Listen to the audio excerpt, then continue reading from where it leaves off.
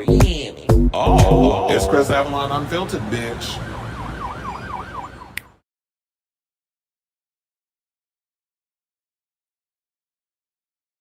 Hey, y'all, welcome and happy Wednesday. It's your boy Chris Avalon, and welcome to a brand new episode, a morning episode. Chris Avalon Unfiltered, a show we basically talk about all things going on in celebrity news, pop culture, hot topics, all that good stuff. Might even get a little political, which has rubbed quite a few people the wrong way because if y'all see my recent Charlie Kirk video with Stephen A. Smith, read them comments.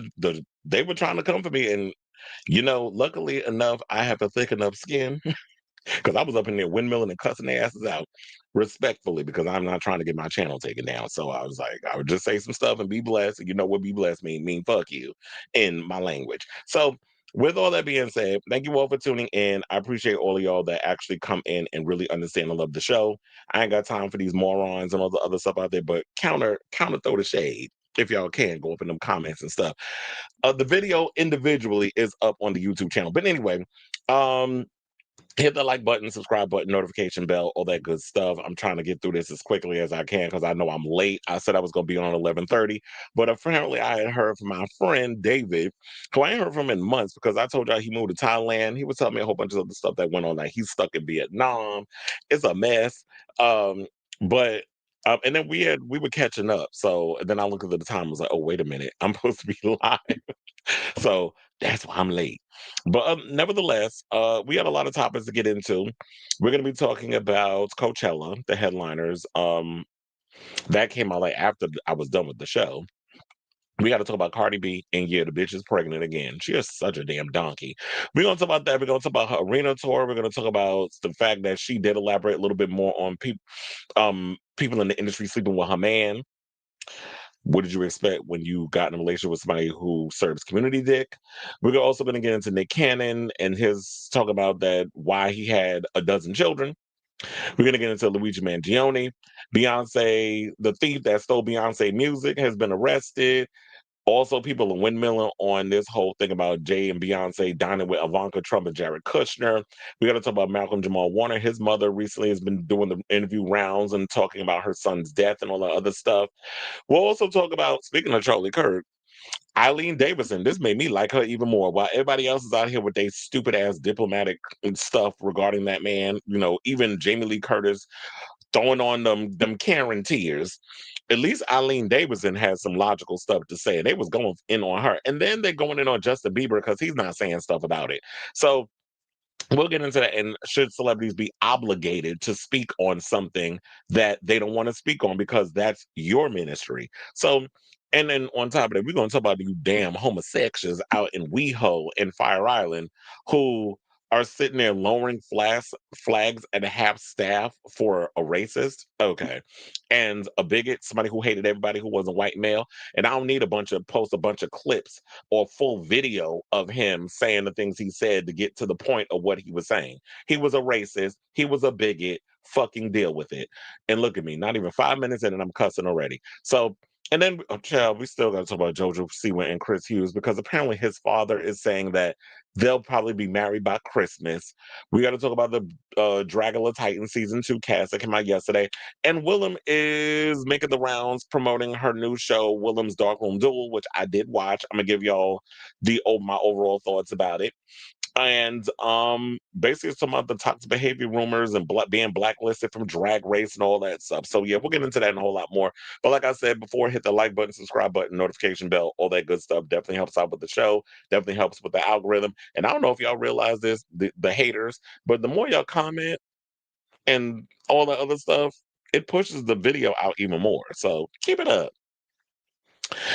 But anyway, without further ado, let me hit my I see a bunch of people in the building. Onyx says, thank you for giving us a morning show. You're welcome. Sailor Mermaid's in the building. Carl's in the building. Yeah, we live finally. Um hold on. Let me go to my banner. And let's get into topic number one. Coachella. Now, of course, when I looked at the whole Coachella situation, I was just like, I don't know if I'm all that excited for it. So yeah, I saw the official situation, the Coachella list. I mean, I think we all pretty much knew that who the headliners and stuff was going to be in a way, because there were rumors. Well, we only knew about Carol G and we know about Sabrina Carpenter. I didn't know about Justin Bieber. Or maybe I did know, I just didn't think he would do it because, Justin Bieber has an affinity of canceling when he's about to do a show. But so, yeah, so we have our full lineup. It's Justin Bieber, Sabrina Carpenter, Carol G, and Anyma. I don't know who the fuck that is. But they said that they are slated to headline Coachella 2026, taking place on April 10th to 12th and April 17th to 19th in Indio, California. So Carpenter, who just released her latest album, Man's Best Friend, which is okay in my opinion.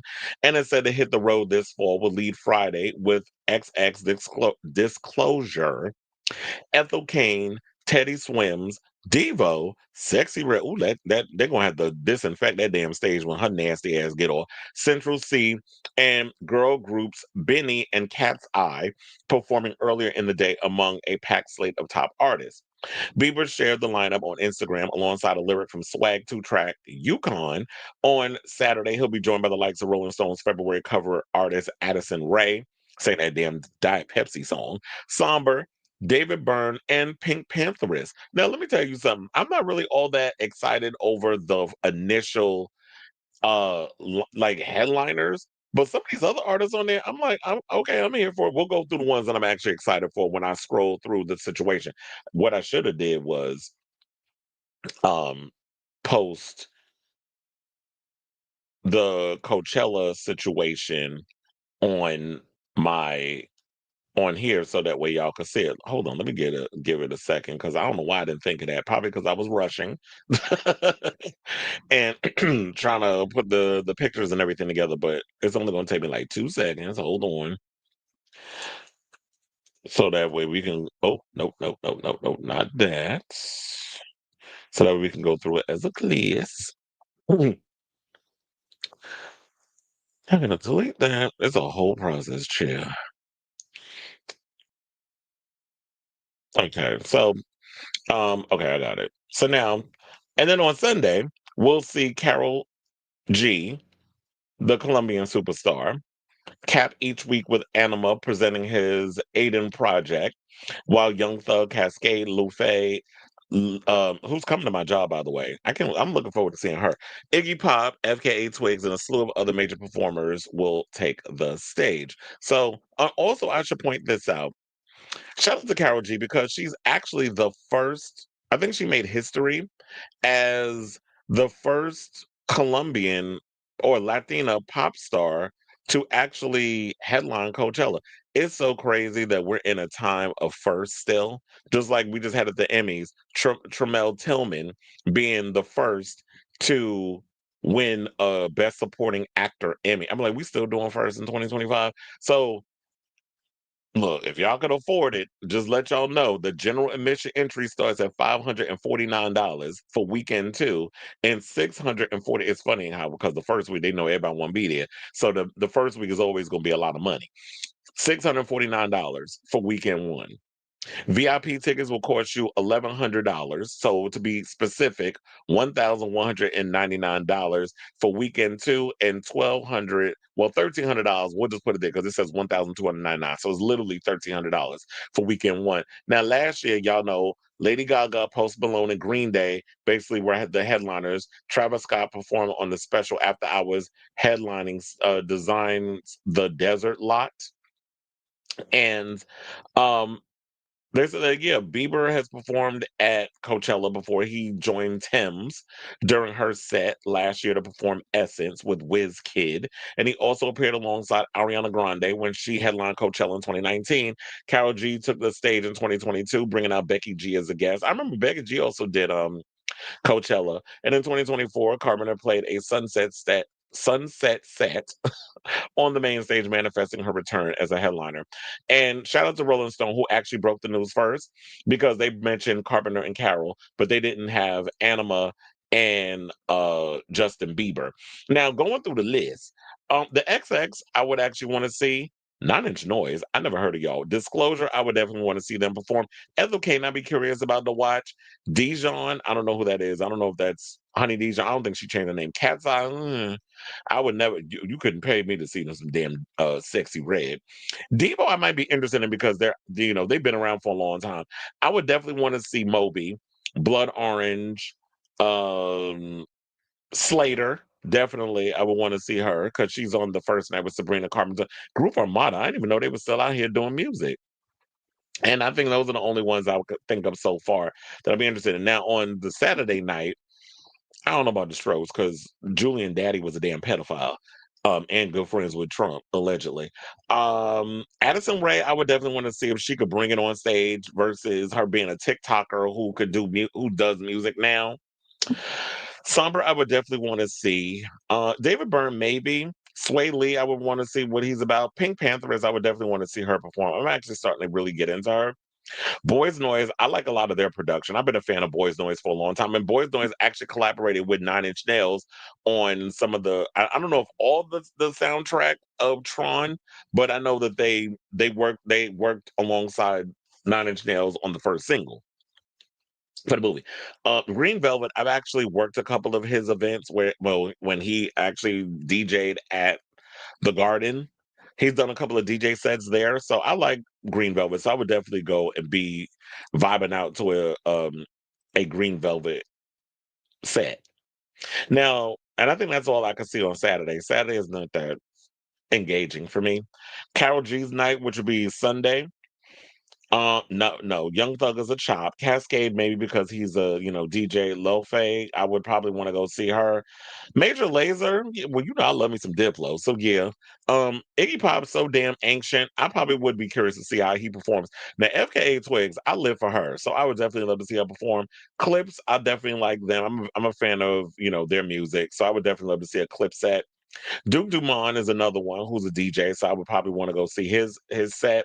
Amon Van Buren, and I think that's pretty much it. Oh, Cobra too. I live for Cobra. Oh, and Royksop is performing too. Why is like the ones I really want to see the names get smaller? So yeah, Royksop I would definitely want to go see perform because I love them. I mean, they talked about how they pretty much broke up, but I guess they still doing DJ sets and not just producing music. And Cobra, I live for her. I like her weird, crazy style. So I would definitely want to go see her live. But anyway, so I guess that's all I got to say on that. What do you guys think of this story? Is Coachella giving? Quiet as it's kept, I'll probably be doing what I'll be doing every year. I'll be watching it on YouTube. I don't think I'll be going to see Coachella in live in person. Like I would never want to pay that kind of money. I would and dealing with it gets cold at night, especially in LA, and all the people that's just there for the sake of just being there. Like y'all not real music fans. I just want to be there and be like, oh yeah, I'm gonna go Coachella. You're not a festival head. Like how we used to appreciate doing festivals and raves and things back in the day. And I think maybe my generation we appreciated more because there wasn't phones involved and it wasn't social media and all that other stuff. Like you could really just go to a festival and just have a good time, smoke your shit, drink your shit, and vibe out to the music. Coachella just seems like it's just all about just being there for the sake of being there and it just being a name. Like it doesn't give what needs to be given. So anyway, I definitely want to hear from y'all. The quiet as is kept, I'm not really all that. It's not really standing out to me, but I'll watch it. I said yesterday, I said in a comment, I think that festival that Christina Aguilera is about to do this week with Arca and them sounds more exciting than Coachella. So let me know what you guys think of this story in the comments down below.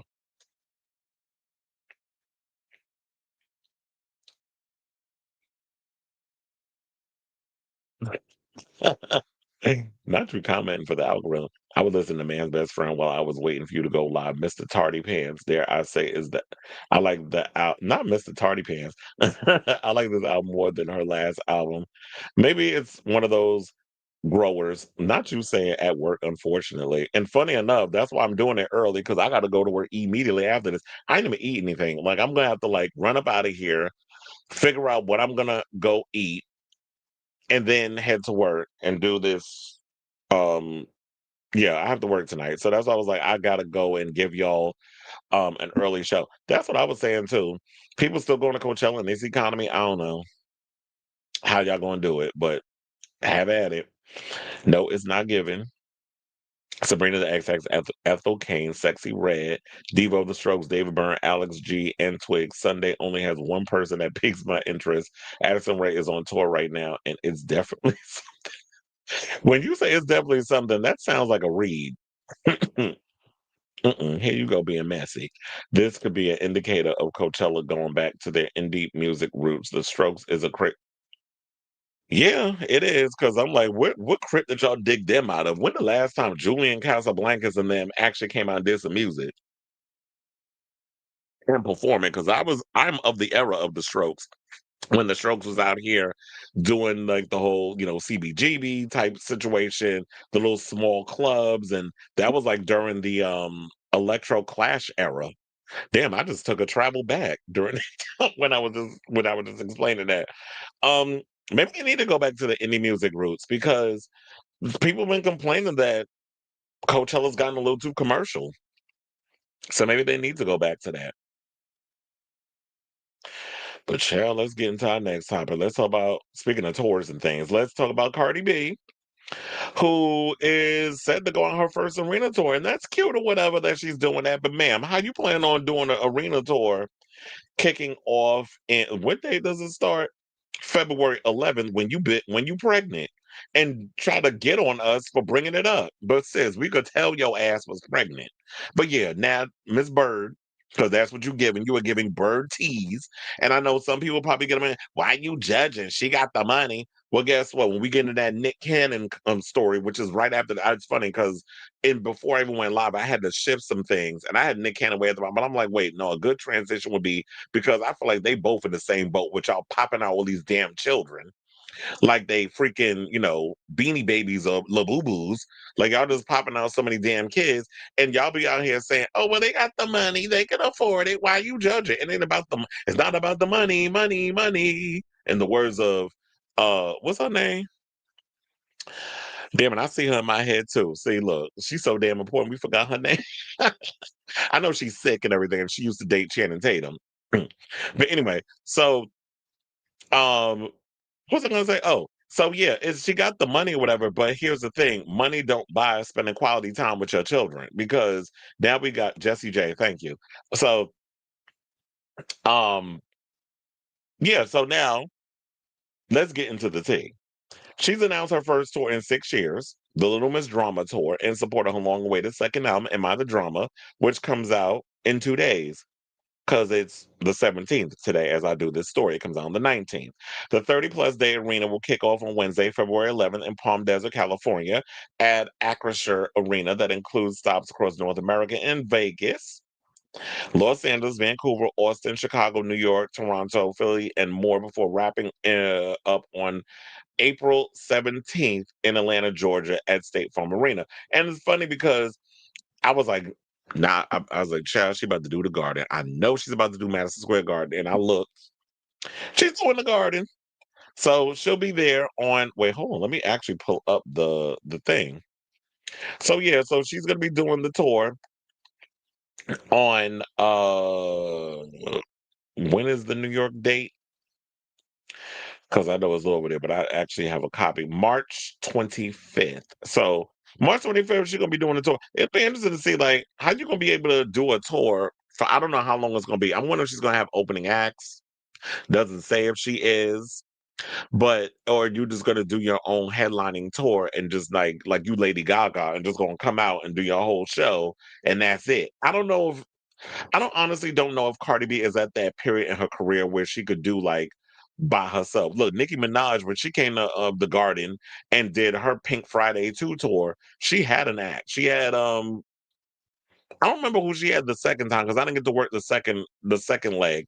But when I worked the first one, she had Monica, which I still feel today was an odd choice for her to have on it. Because I'm like, no, why didn't you could have had like another rapper or something, but we know Nicki don't get along with a lot of female rappers, but you don't necessarily have to have a female rapper. You could have had a male rapper open up for you or whatever.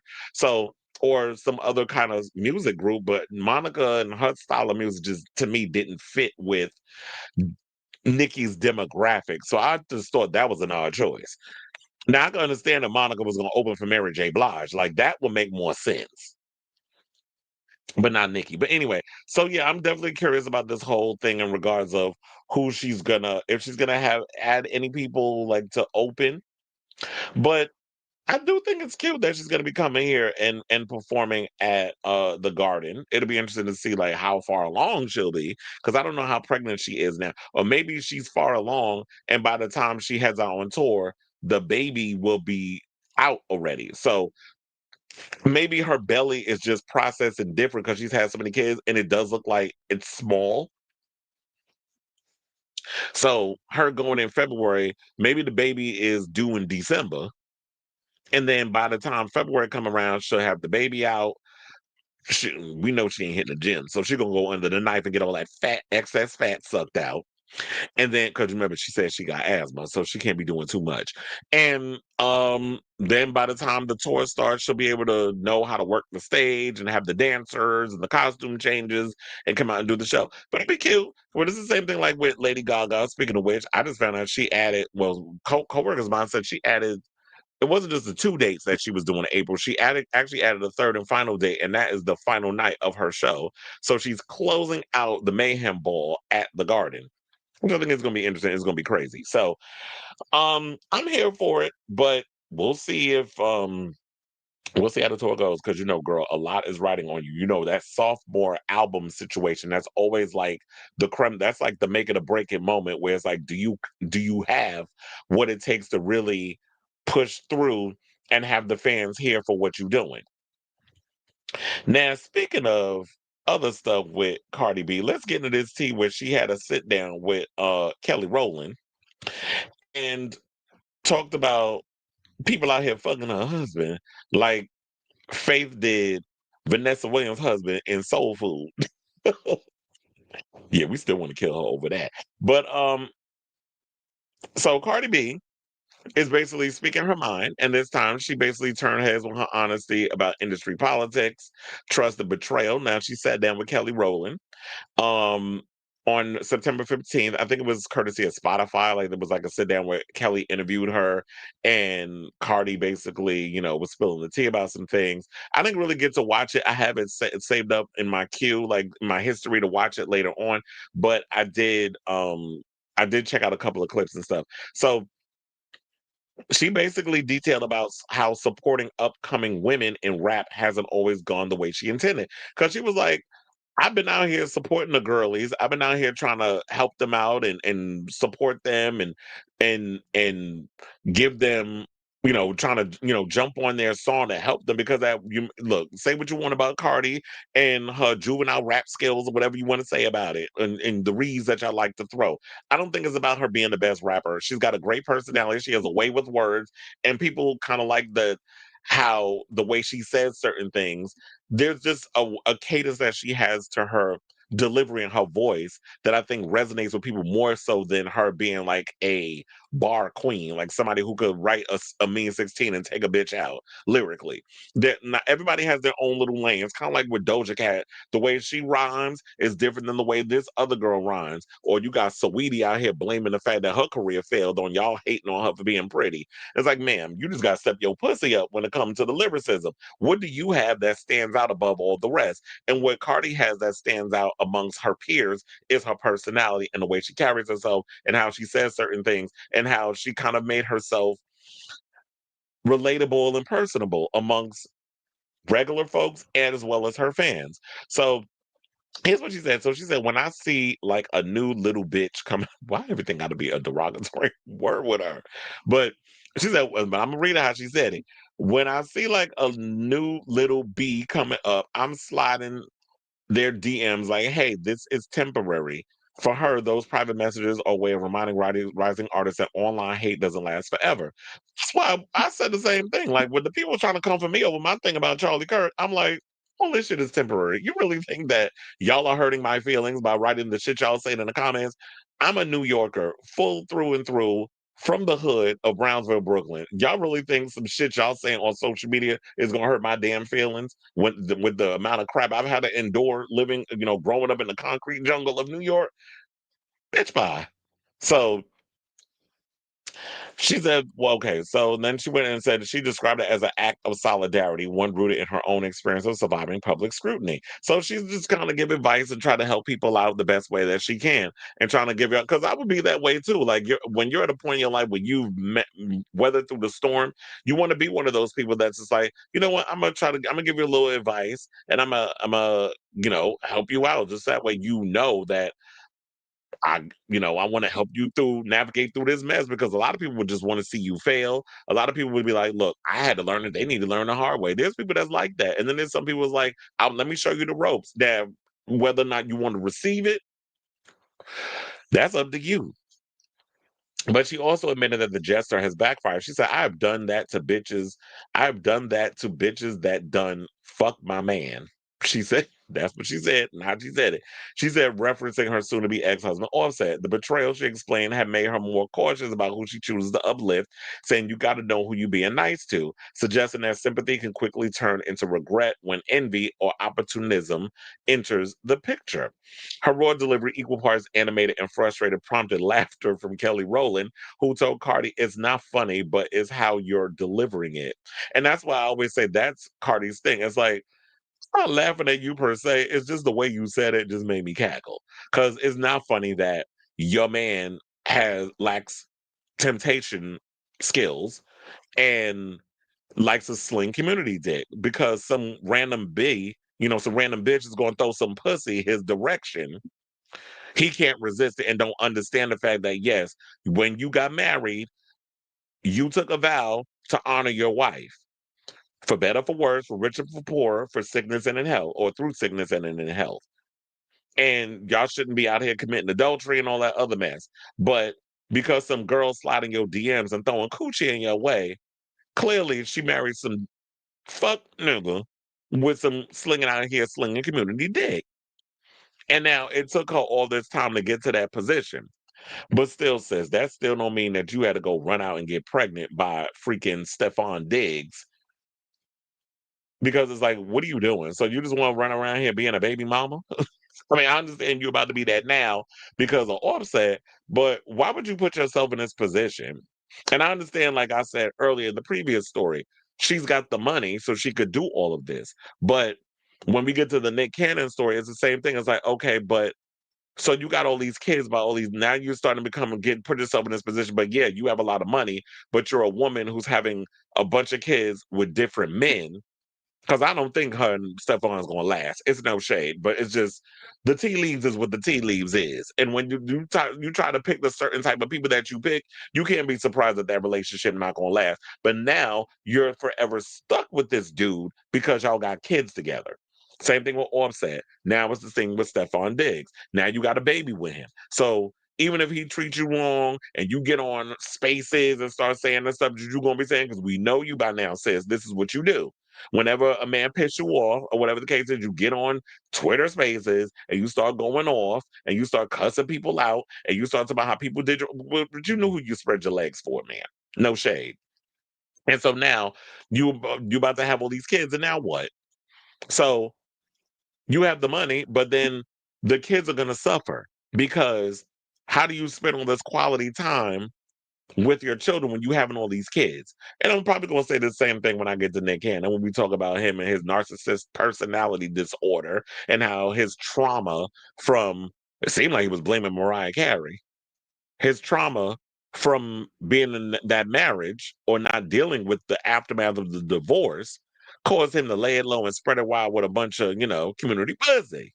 Because it ain't just men out here slinging community dick. Girls do it too.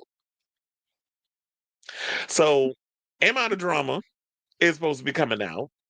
And I like the fact that she's being transparent and things of that nature and taking a lot of her personal struggles and incorporating in her music, which I've been saying for the longest. Ma'am, that's what you should have been doing instead of getting on Twitter Spaces and all these other platforms to tell your business. I'm like, ma'am, get off the internet, get off social media, get off all that. Well, social media, internet, same shit, different toilet.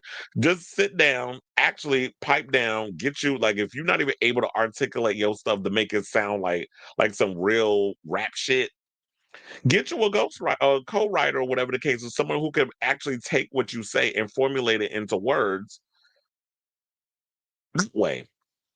There's nothing wrong with. I say there's nothing wrong with a ghostwriter. There's nothing wrong with a co-writer. A lot of y'all be just hating on females when they do it, but some of your favorite male rappers use co-writers and ghostwriters too. So let's not only just get on the women. So I say all of this to say, oh yeah, and then last but certainly not least, I should pull this up. So, this is the list. We did that in passing in the last episode, but this is the people that's going to be on the new album: Cash Cobain, Janet Jackson, Kalani, Lizzo, Megan Thee Stallion, Selena Gomez, Summer Walker, and Tyler. And I heard that this is the first time that Janet Jackson has ever appeared as a guest on someone else's, I think, a female artist. I think a female rapper, not a male rapper, because um, she did a song with Busta Rhymes. So this is the first time she's ever appeared on someone else's song. But I'm wondering, is it a legitimate Janet Jackson collab, or is it a sample that you took from Janet Jackson and you just put it on your song and you giving her credit? Like, that's what I'm curious about. So I say all this to say, what do you guys think of this story? All of it regarding the arena tour situation and um people out here, you trying to help people in the industry, and then they go and stab you in the back by having sex with your husband. Quiet as it's kept, me being nosy, I want to know who it is she talking about. It's like, name them. In the words of Sutton Track, name them. Name them. I want to know. I want to know who the bitch is. But anyway, let me know what you guys think of this story in the comments down below. For a second, I almost forgot how to talk. But anyway, you said they're Libras. Well, yeah, full of emotion. I can't. I had a chopper former friend of mine who was a Libra. Well, actually, one of my friends is a Libra, David. Who I just talked to earlier. I've learned how to, because he could be on one when it comes to emotions and stuff, and I live for him for it. But I had an ex Libra friend, but he was a September Libra. This is like when I always try to separate the August Virgos from the September Virgos. Where I be saying some of you August Virgos, y'all not like us. So I feel like there's a major difference, and then there's those that are close to, that are Virgos that are in September, that are late Virgos that are on the cusp of Libra. I'm like, you ain't no real Virgo. You more or less a Libra than you are a Virgo. So I put you over there with them. You said, I never thought I would say this. I'm excited for a Cardi B album. Yeah, I did like the promotional photos. I definitely gave that. Oh, and one of my friends was saying, "Oh, is this shade towards Nicki because of the pink?" I'm like, I think you think a little too deep into it, but then again, I wouldn't be surprised because some of y'all girls do like throwing subs. Definitely gonna be guest heavy. Well, I definitely asthma don't affect her. Okay, so it's like if you can sit up there and throw them legs up to Jesus in them lucite heels while you getting your back dug out by some black D. Trust and believe your asthma ain't. You ain't got your asthma pump in your hand while you getting your pussy toe up. So, ma'am, the asthma shit, stop it. And I'm sure there's a lot of artists up there who have asthma that perform. Just pace yourself. And you can take a water break. Because somebody tries to say, "Oh, Beyonce don't take water breaks," because Beyonce ain't fucking human. So, um, why be comparing other people to other people? If I'm on stage and I'm performing, trust and believe I am taking a water break. Benson Boone with all them damn flips he was doing was taking water breaks. So if Benson Boone, who be out here jumping around and bouncing around the stage and doing back flips, side flips, front flips, cartwheels, and all kinds of other stuff, mid song, holding the mic in hand and doing backhand springs and all that other stuff, can sit up there and drink water. Cardi, you can drink as much water as you want, and then you could go backstage if you need to, because hopefully you won't be pregnant by the time this tour hits. Um, Squat in a bucket and let out number one. I feel for Cardi in this one. While I can be a difficult person for others, I always want to uplift and help people. Well, I'm glad you know that you can be difficult at times. Just jokes. Because I always want to uplift and help people to reach their potential when they turn on you. Yeah, I would try to help people reach their potential too. But if you fuck me over, it's like, no, I'm done with you. She also said on not the screamer for her. Look, I just love how I got y'all using certain phrases and stuff on here, like Hennifer and screamer for. Nobody got real names on the show. She wants more. Mm-mm. So when she old, at least one of them will wipe her butt. That's actually funny. But I can't with Jennifer Hudson, well, screaming for Hudson, because she be acting so damn slow when she be interviewing people. Like, girl, do you actually do research before you sit down with these people? I feel like she don't. She like the Black Larry King, because he was another one that would walk around clueless during them damn interviews. I just realized that Cardi is an Aries rising. This makes so much sense now. And her Venus and Pluto are both in Scorpio in the eighth house, which attracts jealous and possessive people. Child. Well, look, if it helps us understand her more, then um have at it with the astrology. How many kids is too many kids? Ask Nick Cannon, because how do you? My thing is, if you have a problem trying to find the time to spend with all your kids, that's too many. If um if one of your kids actually start, because I have a strange feeling that Nick Cannon kids down the road, they're gonna end up on one of them Barbara Walters S type shows. Who knows what the future? Because those type of shows are, the what do you call it? The corporate media type shows are dying, so everything is moving in podcast space. Just like I just heard, and I'm definitely gonna look into this. Netflix is about to compete with YouTube in the whole podcast space. If there was an opportunity that presented itself for me to go over to Netflix do a podcast, trust and believe Chris is going to do it, and especially if they offer a good amount of money, because YouTube just mentioned they've spent $122 billion on those of us over here who create content on a channel. I ain't see that kind of money, but I do get paid to do YouTube videos, so I hope that answered your question. Is that Mercury is in Scorpios. That explains how. Oh yeah, in astrology, there's a thing called deacons with each sign that where it's split in three, so certain characteristics within a sign may be different. Like you said, between August and September. Yeah, that's funny because I didn't even think there was a difference. I just felt that it was because just off of observation, us Virgos, we are very observant. So that's why I was like, yeah, to me, it feels like when you're August Virgo versus September Virgo, it just feels a little different energy wise. So my birthday is on the last day of the second deacon of Libra season, which just so happens to be the day after 30. Well, I hope it sounds like I understand what you're saying, but I got what you was talking about. So your third deacon of Libra is influenced by wait, who me? You said you talking about wait, I know you talking about Onyx. He said, I'm not subscribing to Netflix until Stranger Things comes out on Thanksgiving. Or maybe you probably gonna wait until the whole season drop because aren't they dropping it in like three different increments? So you might want to wait until New Year's when I think the final episode drops in January, right? Anyway, speaking of since we've been talking about Nick Cannon so damn much, let's move on to him. So Nick Cannon, after we've been trying to tell him for free for years, finally had himself an epiphany over there on the Breakfast Club, where the Masked Singer host, who's 44, opened up about his process of becoming a dad at 12. He said that welcoming his children the way he did was a response to his trauma. Now, I do have the clip, courtesy of uh what was it, the neighborhood talk? A sidebar. I actually, speaking of the Breakfast Club, I thought about bringing up that Dame Dash story where he was trying to call he was trying to call Charlemagne gay for doing celebrity news and gossip, and then trying to talk about you not a man or whatever. Mind, I'm looking at you and you giving full Butch Queen tease, and there's way more men out here who are gay and black that are way more masculine than you are presenting your lisping ass up on that platform. So I find it funny. So I was like, I didn't even want to waste the energy even going on, even though I just kind of slightly read them in passing, but I didn't want to like devote a full story to him and his idiocy. So I just thought I'd mention it here. But anyway, let's get into this Nick Cannon clip and then we'll go back and talk. So Do you think having all those kids was a response to your trauma?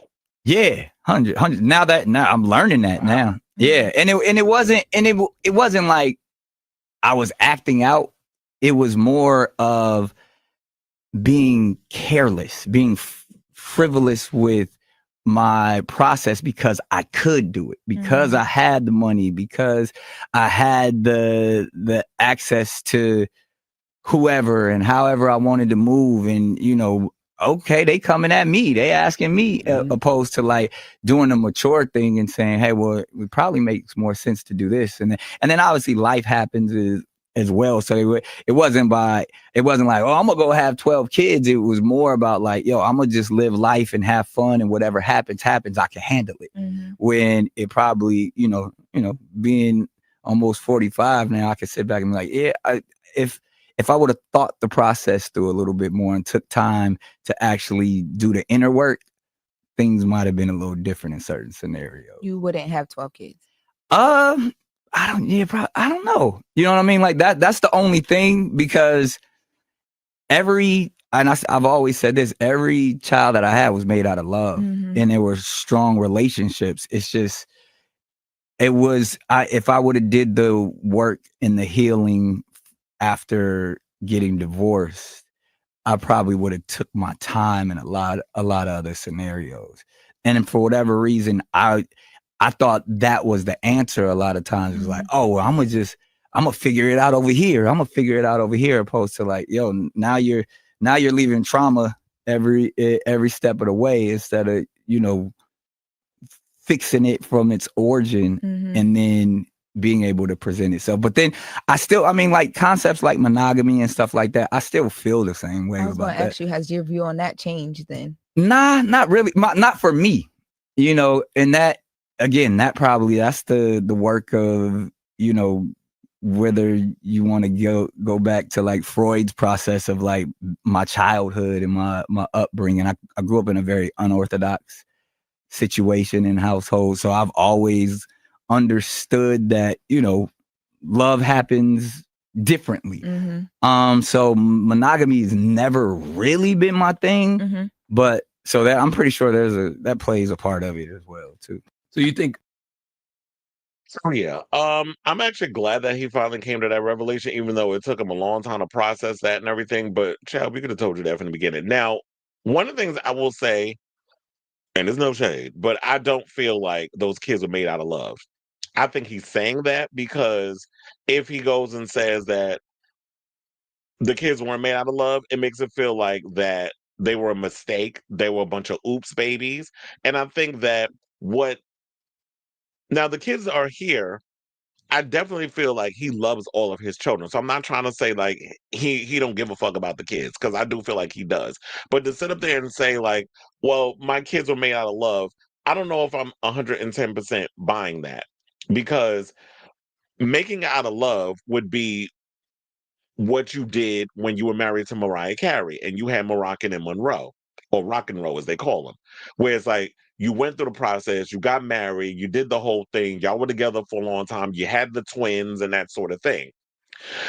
And you try to make it work in that situation. And I think that what that trauma response stemmed from is because, like he said, he grew up in an unorthodox household where monogamy wasn't a thing that he was exposed to. So he tried to break the chain and go and make it work with Mariah. Whatever transpired, transpired. Mariah talks about it in her memoir. I don't remember exactly what she said because it's been a long time since I listened to the book. But as the reason why their marriage didn't work out. And I don't recall Nick Cannon really speaking about the thing and if it, with me, out of sight, out of mind. I don't got time to sit up here and memorize every little detail of somebody's life. So I do feel like when he tried to make it work, and when that situation happened, when the marriage broke up, it's like that trauma starts to come back. So it's like, how do I deal with that instead of me processing? Because apparently, when we talk about a lot of things on this show, specifically Black men not being allowed to do anything, we don't get to process trauma. We don't get to deal with our emotions. And because any little thing you do, if you eat a banana, if you wear pink, if you do any little, if you wear a little bonnet on your head, you're gay. And you get that bullshit with like I was talking about before with Dame Dash, question your masculinity because you're doing things that in his mind is bitch assness or feminine. And y'all need to stop looking at women as less than and treating them like they're nothing more than just a vessel for y'all to stick y'all dick in. I truly believe like there's a lot of men out here who genuinely hate women. Y'all only think that I'm not, and it's not meaning like y'all trying to say that women that y'all are gay because you hate women. You hate what a woman is and what a woman is about. So y'all throw all that shade on them, but you only see women as something as, oh, I just need to fuck and get pregnant and have them barefoot and taking care of all my needs or whatever the case is. That's the way I feel like y'all look at women in that whole textbook term of what a woman should be, not somebody who should have the right to vote, of the ability to hold down a job, to be able to do all the things, to be independent. Because then y'all feel like, well, where do I fit in? Because men are supposed to be providers. And there was this video I saw the other day where this man was like, well, what if I don't want to provide? I know that's controversial to say. It's like, what if I don't want to fit into those social economic norms that have been indoctrinated in us as men, that we're supposed to be the providers, we're supposed to go out and hunt for the boar and all this other stuff, or we're supposed to financially take care of the woman, and the women are supposed to just, cook the bacon that I bring home. And it's like the ideologies are starting to change. I know I just went completely in a different direction. But then again, to think about it, bring it back, maybe that was another thing too, was like, you know what, looking at Nick Cannon, yeah, he was famous in his own right. He's successful. He's like the young black Ryan Seacrest. Like, he doing the same thing he doing, him and all these other ones, where they holding at 50,000 damn jobs. They got a radio show. They do, all these little things. So he's kind of following in that same type of situation. But Mariah Carey was the biggest name that he was on. So he was always kind of looked at as Mr. Mariah, even though, like I said, Nick had his own thing going. And that could take its toll on someone, where it's like, yeah, you're dating one of the biggest pop stars, or you're in a relationship and married to one of the biggest pop stars on the planet. So how do you deal with that? How do you navigate that? And then when the divorce comes, the trauma that comes with all that, you didn't deal with that. So you're like, you know what? And I've responded, and my response to trauma has always been through sex as well. So I totally understand and being reckless about it. So I totally get where Nick was coming from with that. And that was like in my late 30s when I was doing that, where I went through this whole period of just like, there was a traumatic situation. I don't want to get into it too much on here, but how I dealt with it was through just a lot of real reckless sexual situations that I was putting myself in. Luckily, a lot of those men couldn't get pregnant, although I tried. But for the most part, yeah, with him, like he said, he had the money, he had the access, he had all the things that it was able to be there for him to be able to do the things that he's doing. But like I said before, even though you have the money, the access, and things of that nature, what you have basically done is you have laid the seeds for your trauma to kind of be sprinkled through your children. So now they're going to have to figure out, how do I navigate through the traumas that a lot of adults will bestow upon their children, which I feel like happens to a lot of us, even me, where it's like your parents, because of what their parents did to them, subconsciously or maybe even consciously, they will subject their trauma or project their trauma onto their children, and so on and so forth. So we have to figure out a way to like break those chains. Maybe I guess therapy will be a way to go about it. But hopefully he was sincere and for real with this, and not just giving a bunch of lip service because it sounded good on the Breakfast Club. Hopefully he is literally walking the walk and talking the talk in regards of what his revelation is, and he is doing the work to make himself a better person and all that. But then it kind of made me side him a little bit when they're saying, well, would you still have had 12 children even if you had came to this revelation sooner? To me, I feel like having a bunch of like 12 kids is a form of narcissism. It's like being fruitful and multiply. It comes from a place of narcissism. I'm sorry. So, and we know celebrities are very narcissistic. And not even if you're not a celebrity, there's people who do all of that. And it's like, yeah, it's narcissistic on your part to be trying to just lay your seed everywhere. Being a Rolling Stone, everywhere he laid his hat was his home, as the song goes. So, I feel like I hit all the buttons. So one person said in the comments, I hate when people try to make ignorance sound deeper than it is. Is it really ignorance though? They said 12 kids and 12 broken homes later, he came to that revelation. Another person said nothing beats a jet to trauma response. A jet to trauma response. I don't get that. Another person said that man doesn't listen because thousands of people told him this was a bad idea. Another person said, and the mothers are no better for participating in the circus. Well, yeah, and I said that too. The women participated because they looked at it from, they're probably looking at it from a financial standpoint. Is Nick Cannon? He's a celebrity. He has the money, and the restitute, excuse me, and the wherewithal to pretty much destitute me and wherewithal to provide because he is rich. So of course it's gonna go along with it because these women are willing to participate in the mess. But and then one person said fork found in kitchen. Another person said, while we're glad he has come to the epiphany that everyone saw, someone got to figure out how to help men connect the dots a bit faster. The slowness they possess in developing good emotional and mental skills leaves a lot to unpack. Is it their circle, the media, parenting, all the above? Like, what gaps are they experiencing that needs to be checked? Well, I think I hit the nail on that part where I said men are not allowed to feel emotion and to deal with their trauma and stuff like that. Y'all want to call everything that a man deals with emotion gay. So how can men deal with a lot of traumatic situations in their life if you won't allow them to? Because of whatever traumatic shit that you were raised on, you're passing down to your sons. Hence why a lot of them are so damn angry and emotionless all the damn time. So it is a lot to unpack. It is definitely a conversation that needs to be discussed further, but I don't have the time to do it. So this is all you're getting for now. Maybe we'll unpack it down the road. But I definitely want to hear from y'all. Leave your thoughts on this whole situation and this story regarding Nick and his 12 kids too late epiphany in the comments down below.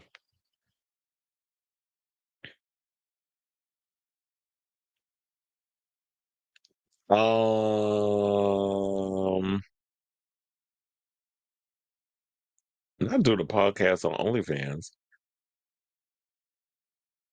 Not subscribing to that. Wait, hold on.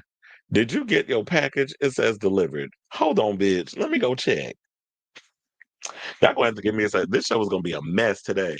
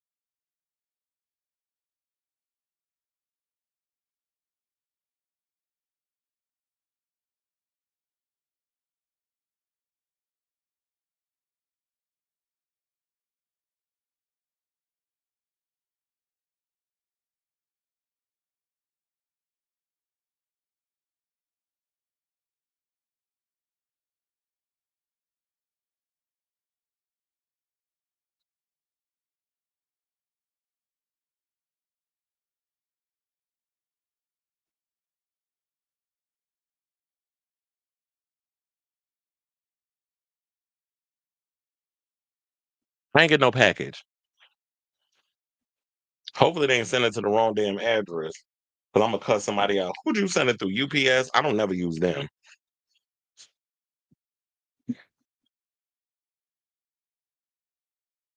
He said he loves his kids, but he didn't have them from love. I wish people could be transparent, but I also understand not wanting to hurt the children who may think he didn't love them. Yeah, that's what I got from it. That basically you sitting out there saying, "Oh, I love my," I mean, you know, you did it out of love. You didn't do it out of love. You did it that was a trauma response. You were fucking those women because you were exercising whatever demons you were trying to exercise. And then all of a sudden, like, I just think he just didn't want to hurt their feelings and say what he said, like, oh, because it would make it come across like he didn't care about them. Which I'm thinking, like, yeah, once the kids is here, it's like, yeah, I love y'all. And there's many reasons why people have children. It don't mean that they love you any less. Most men do hate women. They like them when they're submissive to them, but hate being challenged by them. They seek approval and validation from not mainly women, but from other men. Like, for example, most women don't like the hyper masculine aesthetic that a lot of men do. Well, look, y'all be making them out here doing all that mess. So they be feeling like they got to be hyper masculine. They got to put on a performance, which is fine because women dress to mostly get validation and approval from other women. But men are told that if they admit to it, a lot of it is dumb. All right, y'all. So let's move on. Hold on. Let me close these other stuff that I got open.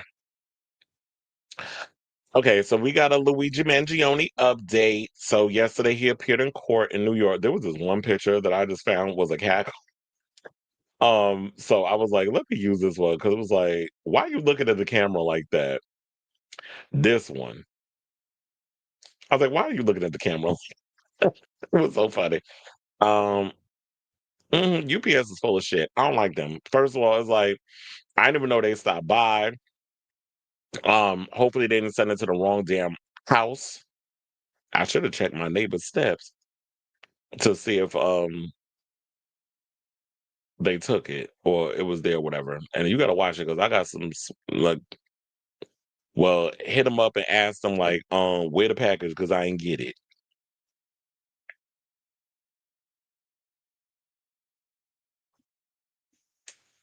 Let me check this off. Wait, not in there, chair. I know I'm messing this whole situation up. No, no, no, no, no.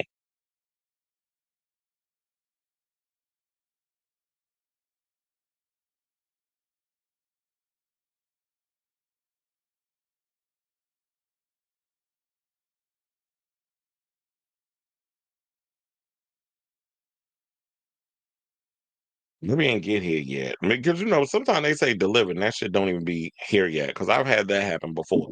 But back to Luigi.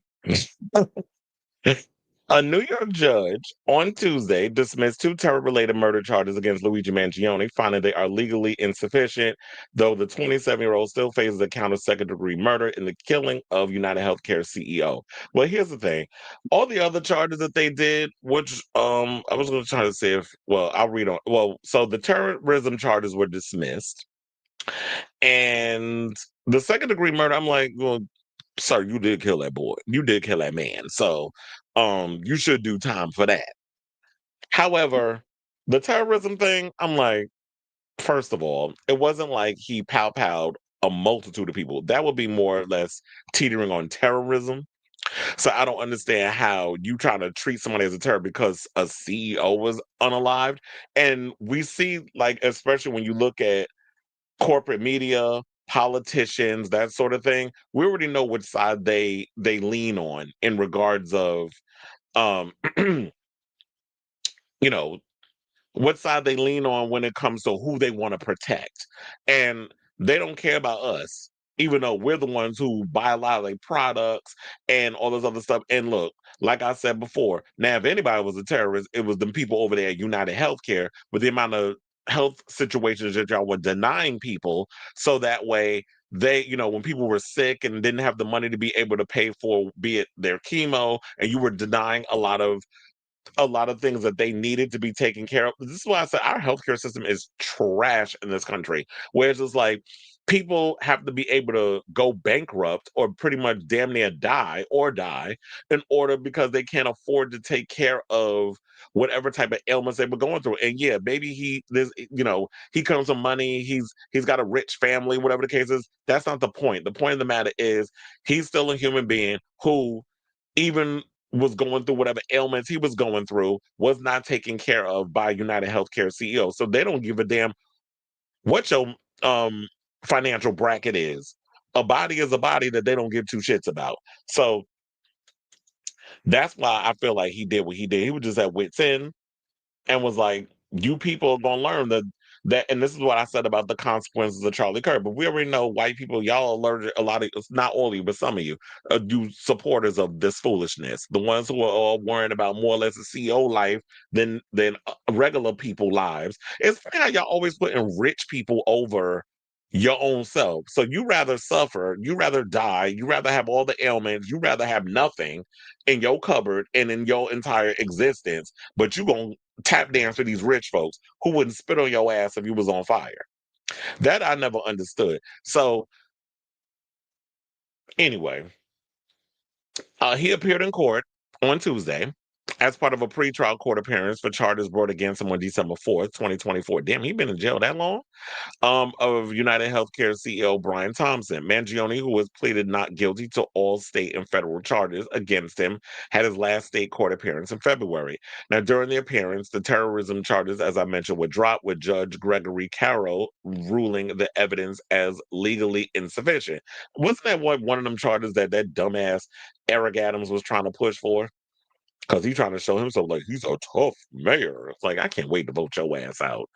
But anyway, even though you're trailing last in the polls, anyway, we're not even gonna get into New York politics, right? And though his lawyers, led by attorney Karen Freeman Agnifilo, wanted to have the state indictment entirely dismissed because of the simultaneous federal case against him, Carol used any claim of double jeopardy is too premature. Now, Mangione's motion to delay the case was also denied. Pre-trial hearings will begin on December 1st. Because I was wondering, I was like, I remember them saying that it was supposed to happen at the end of the year. Now, Carol ruled the state prosecutors faced too much emphasis on the phrase revolutionary anarchism in Mangione's writings. Carol writes, not only does this stretch the import of a two-word phrase beyond what it can carry, but it ignores other more explicit excerpts from defendants' writings in which he states that his goal is to spread a message and win public support about everything wrong with our health system. Therefore, the court finds that the people failed to establish an intent to influence or affect government. Carol went on to talk about how difficult the word terrorism is to define and said he does not believe the employees of a company constitute a civilian population. He added, while the defendant was clearly expressing an animus towards United Healthcare and the healthcare industry generally, it does not follow that his goal was to intimidate and coerce a civilian population, saying that, yeah, there was no evidence presented of such a goal, which is true. Because I'm like, when you kill one person, I know it's like math may be some difficult for some of y'all, no shade, but math, killing one person is not a terrorist threat or a terrorist act. It has to be more than one. It has to be a multitude of people. If you go like, say for example, these mass shootings that have been happening in schools, that is a terroristic act. That is a homegrown terrorist type of situation.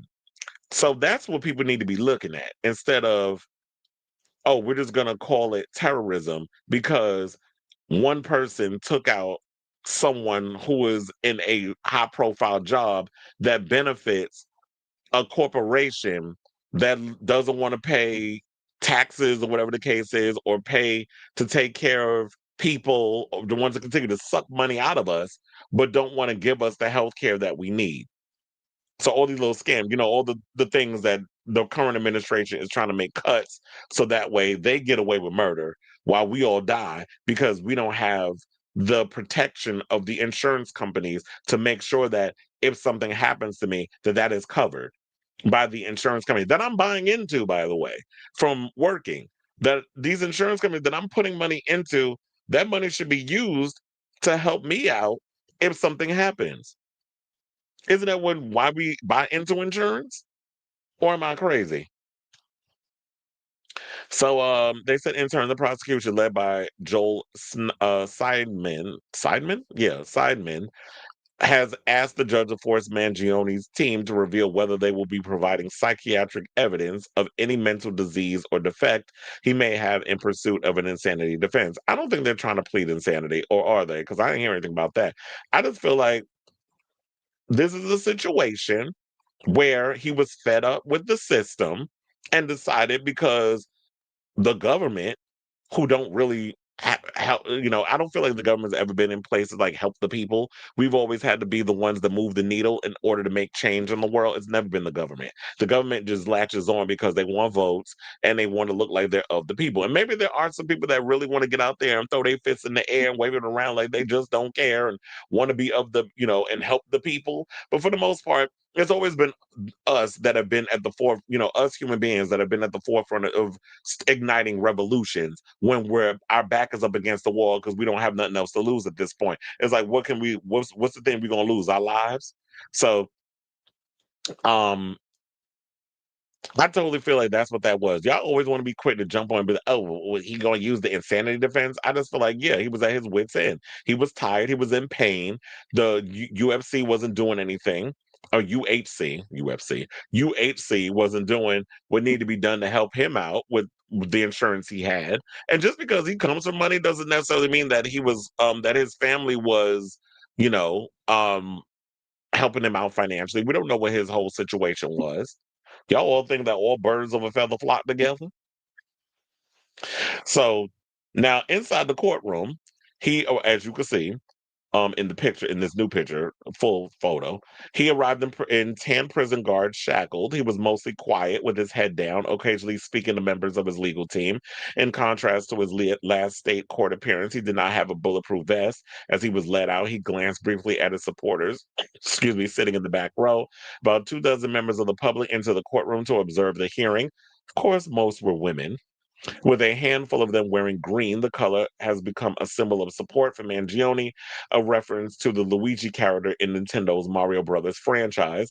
One woman who was in court dressed in a bright green leopard dress, not a leopard dress, with green socks and black heels looking like a damn leprechaun, spoke with Rolling Stone after the appearance. She asked to be identified as Lena NW and said that she had flown from LA and slept outside of the courthouse overnight. And girl, and nobody robbed you in order.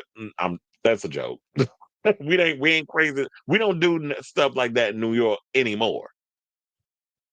The terrorism charges were dropped, so I was glad to hear that, but it's all still very scary and unusual for him to have both New York State and federal charges against him for the same crime.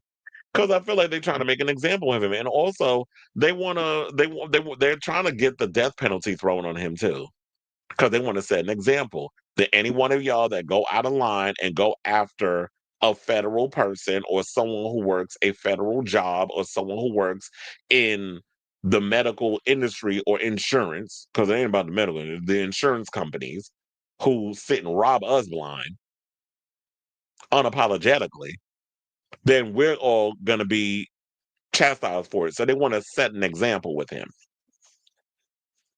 So they said one of the charges, as I was saying before, one of the charges in federal court makes him eligible for the death penalty. And because of this, his legal team is fighting to get his federal trial pulled ahead of the New York State trial date. During Mangione's federal court appearance in April, Friedman Agnafilo revealed that New York State prosecutors had told her they inadvertently listened to calls between Mangione and his legal team. Friedman Agnafilo also filed paperwork claiming that the state prosecution violated Mangione's rights under HIPAA by obtaining access to confidential, privileged information and his health insurance provider. On Tuesday, Carol said that he has not made judgments about the legality of the Atna subpoena, but he said state prosecutors cannot use anything from it. But still, how do y'all get access? Now, Agnifilo also criticized New York State prosecutors for publishing in filings excerpts from the notebook they say Mangione, used as a journal to plan Thompson's murder. The notebook was allegedly found on Mangione when he was arrested in Altoona, Pennsylvania, because some snitching ass bitch went at a McDonald's and snitched on him. And I don't even think they got their reward. So you snitched for nothing. And this was 5 days after the shooting. In the filing with the notebook excerpts, state prosecutors argued that the terrorism charges against Mangione were appropriate because they claimed his intent was to violently broadcast a social and political message to the public at large, blah, blah, blah, so on and so forth. So, and they also said that the Pennsylvania court has requested he appear in person for firearms related charges on November 7th. Although Mangione is currently being held at the Metropolitan Detention Center in Brooklyn, his next federal court case date is set on December 5th in Manhattan. So he's dealing with charges in Pennsylvania because that's where they arrested him. He's also dealing with charges in New York because that's where they brought him over.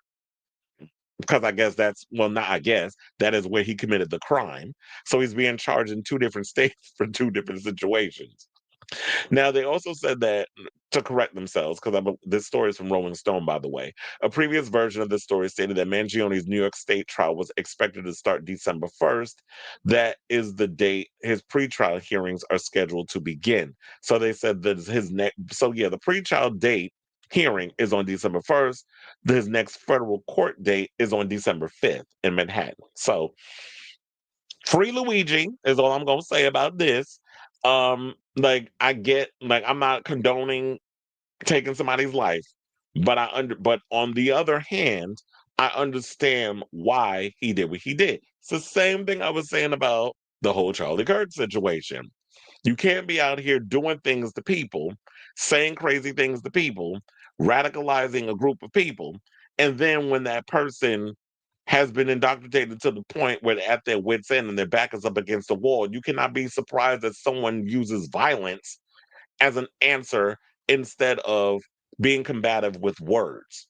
Some people just take it to the extreme, and it is what it is. It's just the circle of life and the way things are. I know a lot of times it may be hard for some people to compute this, but as someone who is a logical thinker and a critical thinker, sometimes this way the cookie crumbles. I'm not saying it was the right way he should have went about it, but maybe he felt that with that, taking it to that extreme, that it was going to wake up these damn insurance companies and for them to realize that y'all cannot be out here doing things to people and expecting not to be retaliated against in a violent manner. So I say all this to say, what do you think of this story on the latest on Luigi Mangione? I'll definitely be keeping you abreast of the story as it develops. Once we get closer to the trial date in December, I'll definitely be keeping abreast of the story. So let me know what you guys think of this story in the comments down below.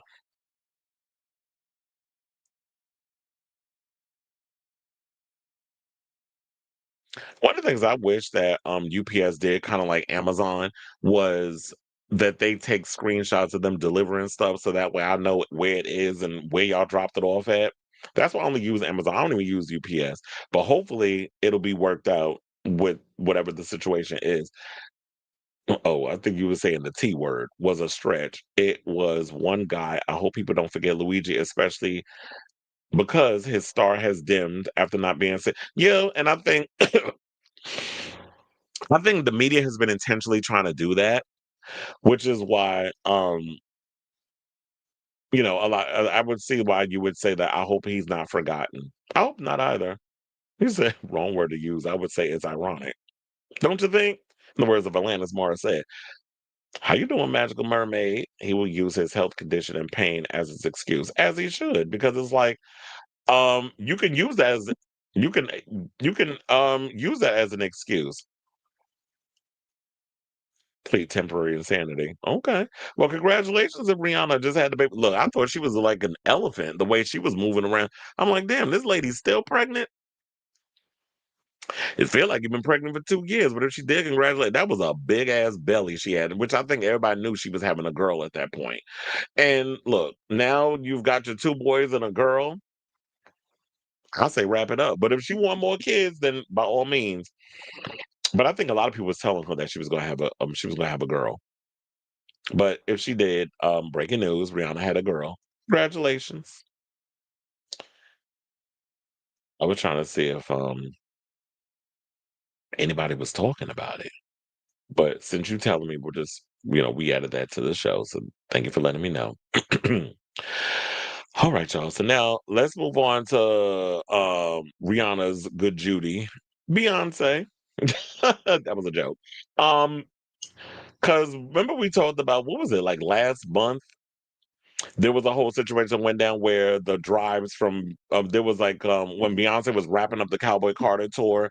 I think she was in Georgia, Atlanta. Was it Atlanta? I think she was in Atlanta, and or she was in some part of Georgia. We'll get to the story in a minute. But and then there was a car that her choreographer had, her flash drive and a bunch of other stuff in it. Car got broken into. Her music and a bunch of other things was stolen. Well, child, they done found the person that did it. And of course, he black. I don't know why y'all surprised. It be your own people, right? So anyway, let me pull that picture up so y'all see what Miss Mamas look like. That's her right there. So Kelvin Evans was taken into custody on Tuesday, September 16th in Hapeville, Georgia, for parole violation on August 26th, and that's how they got him. He was booked for one count of entering an automobile or other motor vehicle with intent to commit theft or felony, according to jail records obtained by People. He is suspected of stealing several items, including a flash drive that contained her unreleased music, as in Beyonce, future concert set list, and more from choreographer Christopher Grant and dancer DeAndre Blue's Jeep Wagoneer on July 8th. The car was parked in a garage at the Ayla apartment building ahead of Beyonce's Cowboy Carter tour performance in Atlanta. Why are you leaving stuff that important in an apartment building garage? The hard drives contain watermarked music, some unreleased music, footage plans for the show, and past and future set lists, the police reported previously obtained by People read. Grant and Blue also reported that clothing, designer sunglasses, 2 suitcases, a laptops, and a pair of AirPod Max headphones were taken from the car. Well, that must be those new AirPods that they got with the Apple, because I don't know them shits. I was looking at them new headphones, the ones the over ear ones. Um, I was looking at them headphones. Them suckers cost almost $500. I'm kind of tempted to get some.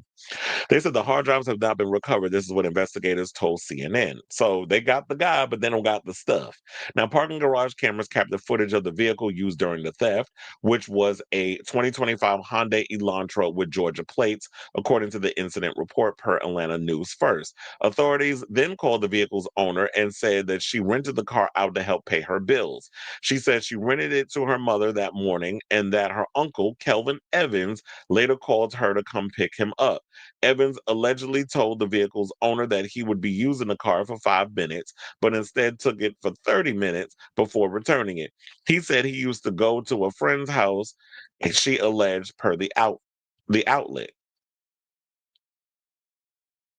Wait, I was trying to read that they mentioned who the owner's name was. They said authorities then called the vehicle's owner, and she said she rented the car out. So, whose car was it? So, the car was okay. So basically, if I'm making sense of all of this, Christopher Grant and dancer DeAndre Blue, they had a Jeep Wagoneer. So was it like y'all were renting out the car? That's what I'm wondering. I guess they were renting out the car to pay. She said that the lady said that she used the car to help pay bills. So I guess that's what it was. They were in town because if you're traveling with Beyonce and stuff, you can't just be having like a car and stuff.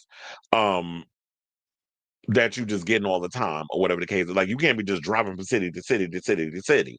Because it's like if she has her team of people, they're all going to be going with her. But if you're going to be in town for a couple of shows, then you're going to need a vehicle that you're going to be using. And instead, I guess, going through those companies that let you rent vehicles and things, she probably went through some ratchet ass situation where some lady was letting them rent the car. Kelvin Evans knows who the woman is. And then I guess all that stuff up in there. This is why I'm like, even if you renting a car from somebody is not your vehicle, don't be leaving that important stuff that belongs to someone like a Beyonce, or it don't even need to be Beyonce. It could be anybody, Lady Gaga, Madonna, whoever.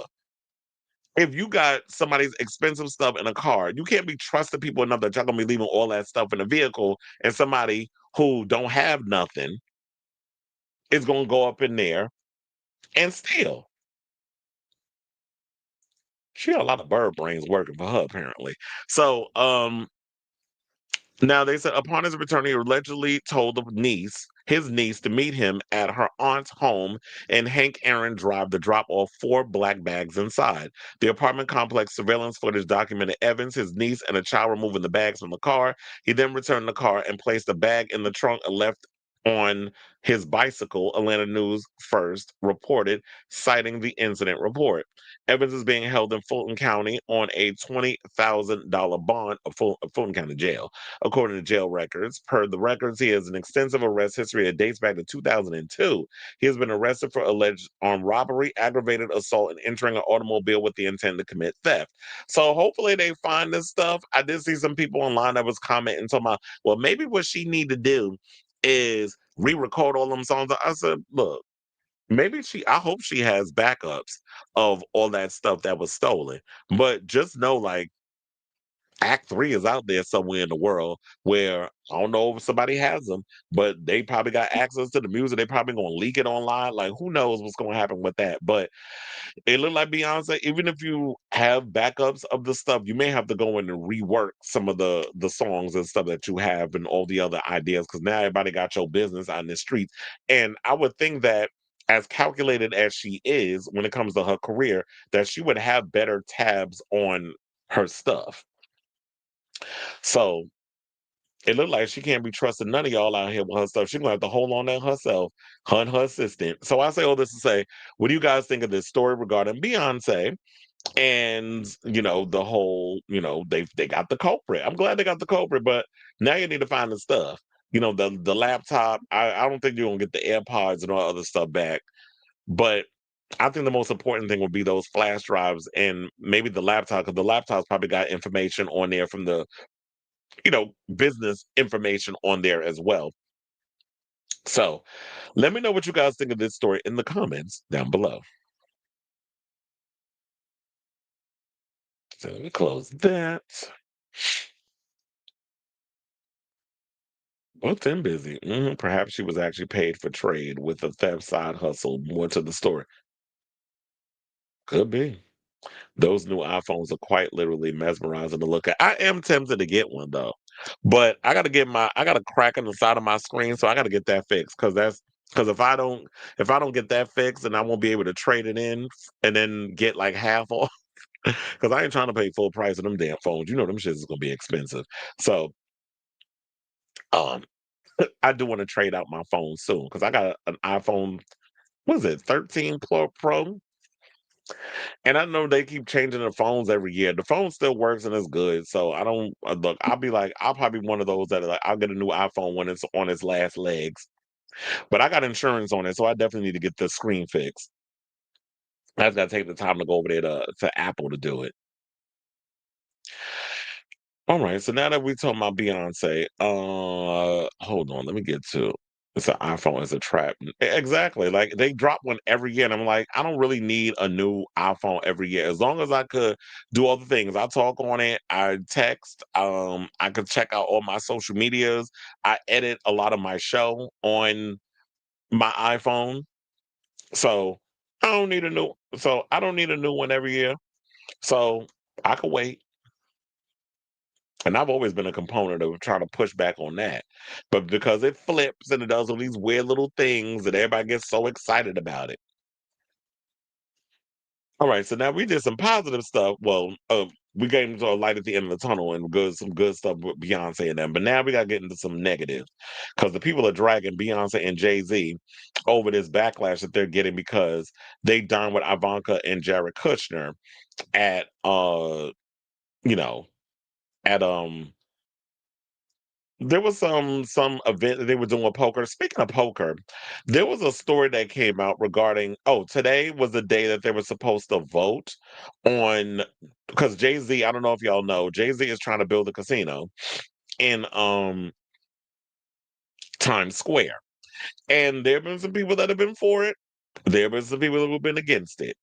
And so when I came across this thing today, and there was a whole debate on it in my comments over um on my social medias. I was trying to see if I could no, that's not what I wanted to do.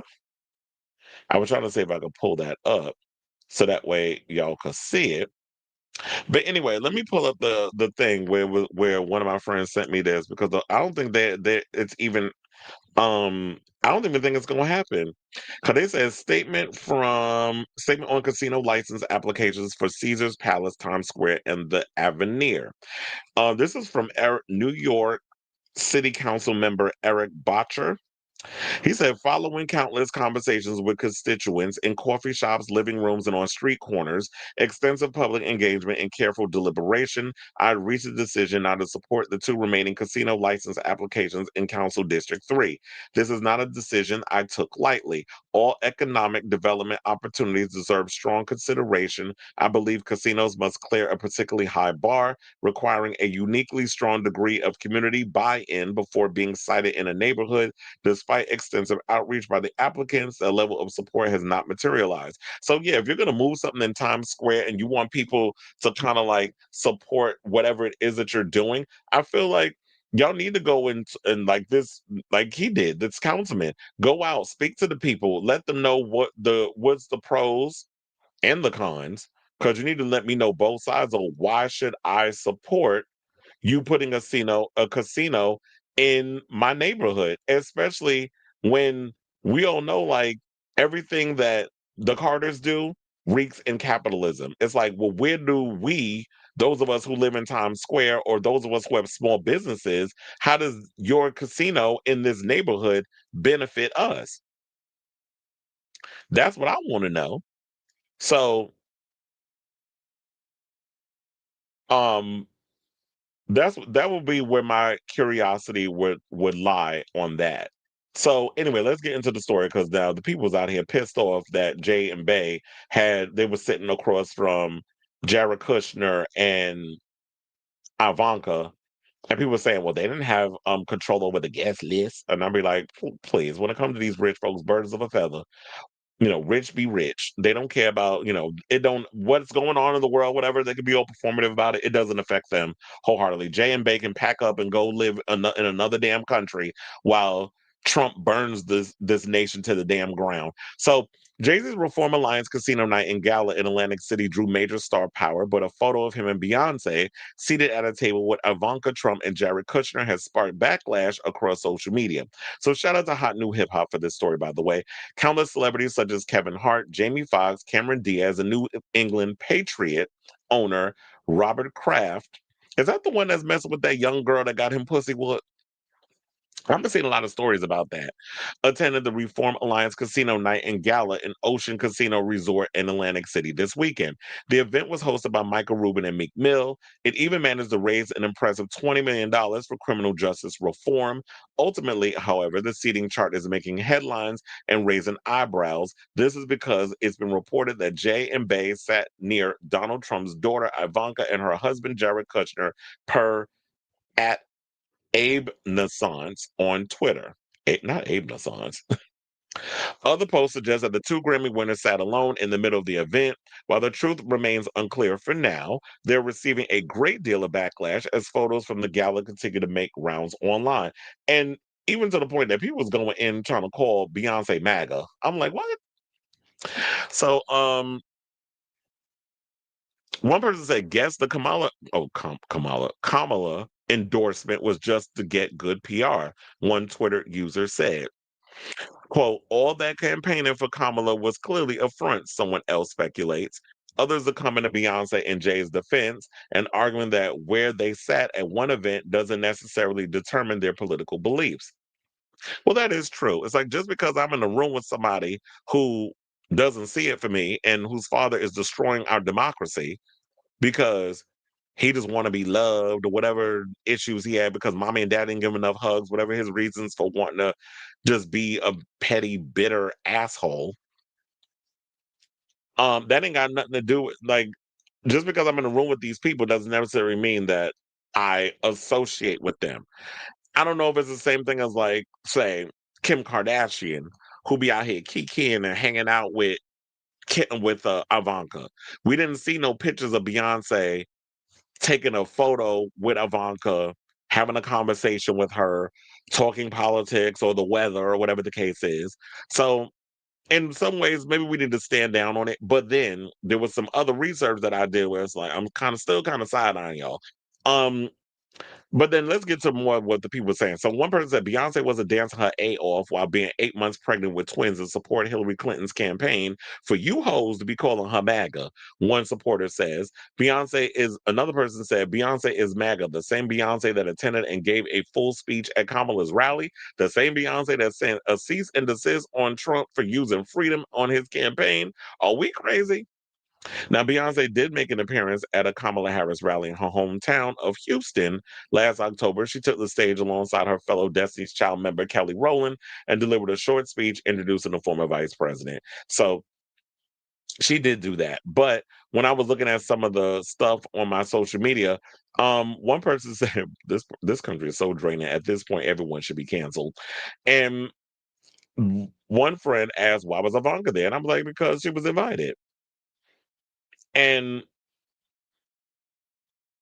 then one person says, so we wanted her to go out of her way to be rude to the lady. She is clearly sitting across from her. I know damn well most of us done been in a setting with someone you don't fuck with, but for the sake of peace, you stay cordial with them. And she know all eyes are on her anyway. And one of my friends said, yes, billionaires Jay-Z and Beyonce, who, by the way, sits on the board of the organization that put up the event, had no control who they'd be seated with. This isn't really a good time to be a bootlicker. That's one of my friends that love calling people bootlickers. I'll be trying to tell her to kind of like, on that. But that was the thing that made me side-eye the situation. If you are on the board of this situation, which makes sense because if you're doing a casino type situation and you're on the board and you're raising money for criminal justice reform, but you're also trying to build a casino in Times Square, that ain't nothing. It's kind of looking a little like you knew in some sort of way who was going to be showing up. And it's because you want all those rich folks in the room so that way you could use their, raise the money. Because this is y'all doing a little charitable cause that you can write off on your taxes or whatever the case is. Even though, yes, the $20 million will help criminal justice reform. But we know how a lot of you rich folks are when it comes to these little charity situations. It's like, come on now. When you playing in these big spaces, this is how they do. I've been in those rooms, dealing with a lot of the elite and very important people and CEOs and things of that nature. So yeah, this is one that I feel like is gonna cause it's causing quite the debate, and I think a lot of people are gonna be indifferent on it.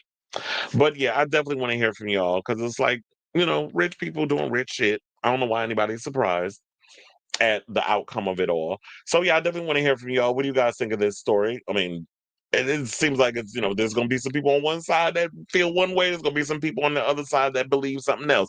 And yeah, maybe Jay-Z is on the board. Beyonce just doing her, she's a mother, she's a wife, she's doing her artistic thing.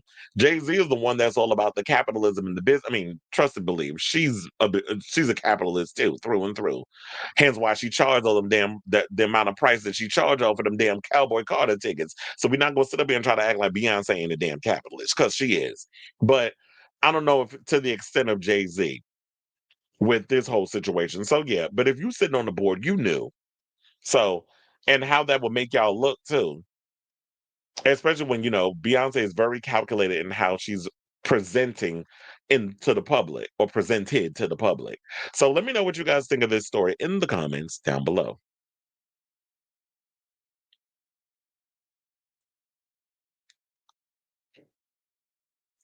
I hate when it comes to Jay and Bay. They beehive, and some of my friends go through mental gymnastics. It's like it's giving cult. It's like they go through mental gymnastics the same way they go through mental gymnastics when it comes to. It's funny, like, this show must have been brought to us by Charlie Kirk, because it literally is like that's what it is. Y'all, when y'all get in that cult like stan mindset, stan as in Eminem stan. When y'all get in that mindset, y'all will do all kinds of mental gymnastics to justify the bullshit. And to me, I call a spade a spade. And if I have to stand on that hill by myself, so be it. I don't care. I've always been a rebel in that way anyway. So yeah, they will do mental gymnastics, especially her, but had it been another celebrity, they would drag them. Absolutely. It's like she could do no damn wrong. You can't say capitalism is bad and sticking it to the rich while cherry picking which rich person you want to call out. Black capitalism is still capitalism, and we see how it screws us over. Absolutely. To your point, aren't the Carters building a compound? Yeah, that's what I heard. They're moving to London. That's what I was talking about. Like they could pack, when I was saying they could just pack up and leave anytime when the shit hits the fan. That's what I was alluding to, was that they're moving to London. I just didn't say it, but since you said it, we going along with it. People are trying to drag Taylor because her and Travis recently took a picture with Brittany Mahomes. And people need to people need to realize this is that Brittany Mahomes, her husband Patrick, plays on the same team as Travis. Like these are people they have to hobnob with. Taylor Swift is about to become a footballer's wife. So even if you're not seeing it with these people, and I used to watch a show called Footballer Wives that I used to love that show. It used to come on, I think it was the BBC did that show back in the day. And it was, yeah, you deal with a lot of the wives of these players. They all don't see eye to eye, they all don't get along, but because like we said, all eyes are on these celebrities. They have to put up a certain front, even though they be like, I don't like that fucking bitch. I be wanting to whoop her ass when these cameras ain't on. Like there's a lot of that camaraderie that goes along where a lot of them wives don't see it for each other. But because they got to keep up appearances, they put on a united front. Said, nah, he write too much bootlicking going on. Yeah, you know exactly who wrote that too. That was a choice. They could afford to just donate, not saying she MAGA, but that was a choice. Yeah, and I don't think Beyonce is MAGA. I don't think she would be MAGA. She ain't crazy enough to be. First of all, her mama would knock her out. It's like, all that civil rights shit I've been putting in your head since you and your sister was little, there ain't no way in hell you're gonna be MAGA. Not up in this situation. And if Jay-Z even try to slither her in that direction, oh, you know Tina gonna go off. I truly believe Mama Tina will not she ain't got time for the BS. I got out of that stand mindset when I was 18, and I've been happier since. I love my favorite artist, but my life does not evolve. And that's what I be trying to push people into thinking. It's like, yeah, you got to realize that hero worship, y'all got to get out of that. And I think that maybe that stems from me actually working in the entertainment industry and being around celebrities and seeing how the sauce is made. So once you see all of that, then it's like, this ain't nothing but a bunch of fakery. It's a bunch of stunts and shows. It's like once you pull back the curtain and you see that the great and powerful Oz is really just some man in a machine pulling a bunch of levers and screaming into the mic, I believe it. She damn sure would. But anyway, let's get back into the show, y'all. And let's talk about Malcolm-Jamal Warner. So his mother has been making the rounds doing interviews. She did one with Robin Roberts. I think she also did one with Tamron Hall. I didn't see that one, but I saw that was making the rounds this morning. And I like Tamron, but sometimes Tamron get on my nerves because she don't know when to shut the hell up and let her people talk. She always cutting them off and wanting to ramble on. It's like, ma'am, stop it. Let the people say what they're gonna say. You giving me screaming for tease, except at least you pay attention. Screaming for just don't be listening at all. But his mother recently did an interview and she clarified some of the stuff that has been out there regarding her son and how, the child, his daughter, was she in the water? Was she not in the water at the time of his death? And how his wife and daughter are processing his death. So Pamela Warner sat down with Good Morning America's Robin Roberts for her first interview since Malcolm-Jamal Warner passed away on July 21st after drowning while on a trip to Costa Rica. He was 54. Now, Pamela revealed that the Cosby Show star was in Costa Rica because of his daughter's schooling. I didn't even know she went to school there. He said his wife and daughter had been in Costa Rica 3 weeks prior. She is homeschooled, and this was part of her immersion program. Malcolm-Jamal had arrived during the third and final week, which was for the husbands to come, Pamela said, and was supposed to be the fun part. What kind of homeschool situation is she in? Because I'm like, you could have traveled to Costa Rica and then the husband has to show up in the third week. And what exactly are you learning? Because here's the thing, I always said if I was ever in a situation where I was rich, I don't know if I want to put my kids in a regular school because I feel like these schools these days and the educational system is cooked. So I would actually want to do a homeschool situation. I want my kids to learn critical thinking skills. I want them to be able to think on their own. I want them to have some kind of smarts and intelligence. And I feel like when it comes to history, I want them to learn the real history. So if I gotta go to Italy and let you learn about the history of Italy, we're gonna go to the museums, we're gonna look at all the things, and y'all gonna get that cultural situation that way because I'm rich and I have the ability to train and teach my kids in that way. So we're going to take the history lesson by actually going down to Italy or France or even Africa. If you got to learn about the history of Africa, well, we might have to learn that another way because Africa been, through that apartheid and all them white people that live down in South Africa. I don't know if we be getting the real African history if y'all was to go down to Africa. But nevertheless, y'all know what I'm saying. So this sounds like an interesting way. I need to know what kind of homeschooling that Joe was doing with your kid. Pamela confirmed that Malcolm's daughter, it's funny, they call him Malcolm-Jamal, so I guess you have to put the names together. She confirmed that Malcolm-Jamal's daughter was not in the water with him when he drowned, despite some reports that he was. She was not in the water. She was with another gentleman. She said they were in the water, I think maybe chest deep, even at that, maybe waist deep, she explained. There was an undertow, and my son was not an experienced swimmer. He did not know how to deal with an undertow.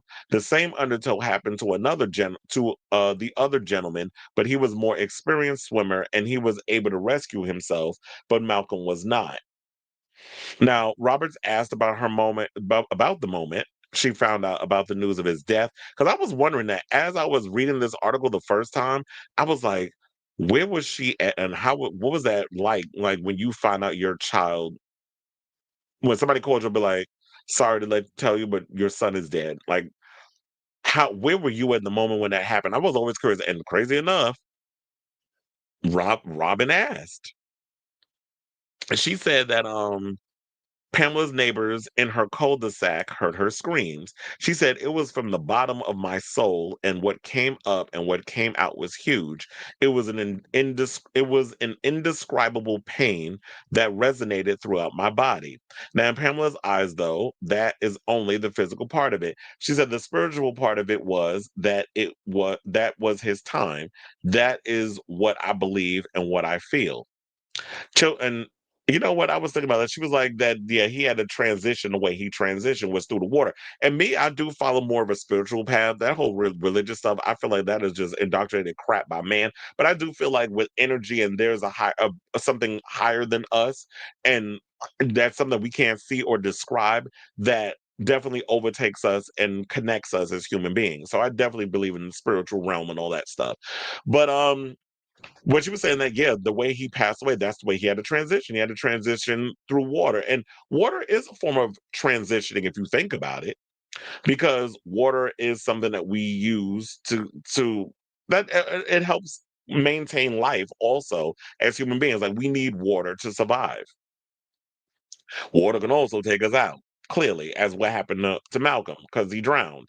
But so yeah, so seeing it from that standpoint was like that made it to me. It seemed like it's more of a soothing, more easier way for Pamela to process her son dying because of her saying that yeah, that was the way that he had to go and transition into the next part, the next realm.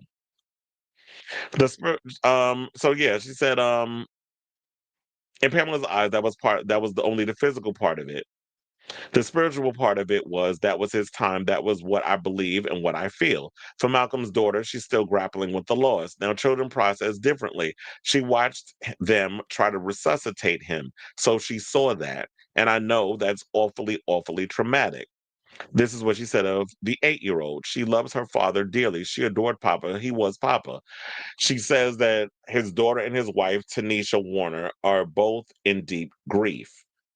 Pamela's comments also come days after the actor's widow confirmed her identity for the first time after Malcolm kept his wife and daughter private during his life. Tanisha shared an Instagram post to launch the Warner Family Foundation and River and Ember with her daughter. Now, on September 12th, she shared a photo from her 2017 wedding to her late husband, Malcolm-Jamal, who and broke her silence on the loss, saying, "Thank you for holding us in so much love during this tender time. Tomorrow marks our anniversary, and my heart is wide open. For the first time, I'm sharing a glimpse of the love that began it all. I can still hear my husband's laugh, still feel the way he still feel the way he made the room for every part of me, every tear, every dream. Together we carry the legacy my husband and I began, one that nurtures children's inner light and gives young artists and freedom to create outside the lines." So, you know what, Malcolm was a good one. It's so sad that we lost such a good man, Savannah. And for those of you who are interested, the Warner Family Foundation, if you're interested in donating, I don't know how, I guess you would have to go on her social media to find that out. But the foundation will provide scholarships for young students seeking to pursue a higher education in the arts. And River and Ember will offer seasonal toolkits with art and other exercises designed for parents and their children to nurture their child's emotional rhythm, strengthening their nervous system, and inviting parents into moments of calm presence and deep connection. And I think like with hearing about these type of foundations, this is actually good because I definitely think that we need something like that, especially nurturing a child's emotional rhythm and strengthening their nervous system and inviting their parents into moments of calm presence and deep connection. Because it's funny because when I did this recent show, damn, I forgot the name of the band. But one of the performers' mother came out and had everybody come out and do like an exercise, like pull your ears and do this to your neck and I mean your face and trying to like because he was like he got the case of the jitters. So it was just like had everybody get up and do an exercise and like just to relax you so that way you could feel more calm and stuff. And I'm like, that's a really cool exercise. To like put your arms up and then just like jump and like put your fist in your hand and do the other one and just kind of like wake yourself up so that way you hyping yourself. I mean, you're not so stressed out and you don't have all this energy in your shoulders. So, um, it was a recent concert too. A rock band, I mean, a soul funk band that I just did at the Garden, and I totally forgot their damn name. But yeah, that was I would think that was a cool exercise. So providing that because I think like people need these things, these tools, or whatever, to kind of like relax them and feel more calm. And I do definitely feel like we need more money thrown into the arts. So I'm glad that they're actually doing some good with this. So I still just say shout out to you, Malcolm-Jamal Warner and the Warner family, and hope that even though I know it's going to take time and you might never get over it, and I don't think you need to, because that's how you keep that person alive within you. But learn how to cope with the trauma and not let it overtake you and learn how to like just move on in life, but still have that feeling of Malcolm within your spirit. So I feel for his daughter. I feel for the daughter and I feel for the wife especially. But yeah, more or less the daughter because it's got to be traumatic for a kid to lose a parent. I can't even imagine what that feels like, especially at 8 years old. So let me know what you guys think of this story in the comments down below.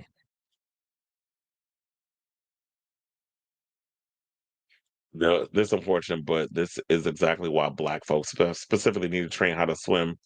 Exactly, because I do think that Black people, that is one of the stereotypes that is true for a lot of Black people. I'll even say for me, I don't know how to swim, which is why you barely see me go in pools. I don't go, like, if I go in the pool, I'm going on the shallow end. If I go to the beach, I don't go far out because I'll be freaking out, like thinking I'm gonna get pulled out by the current.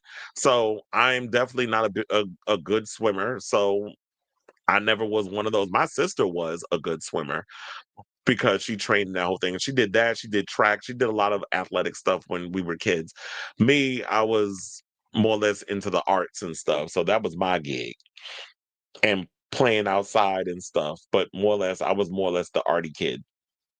Malcolm-Jamal proved that celebrities can still have a private life if that's what they actually. Absolutely. It's so true. There is a way that you can have um a private life if you want it. I just feel like a lot of times these celebrities be bullshitting.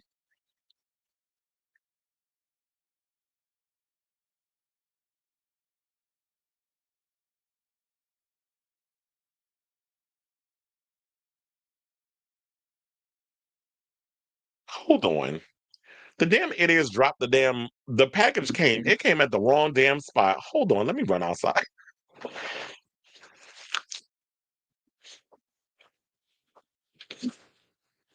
Put it at 06. Bitch, I ain't the place.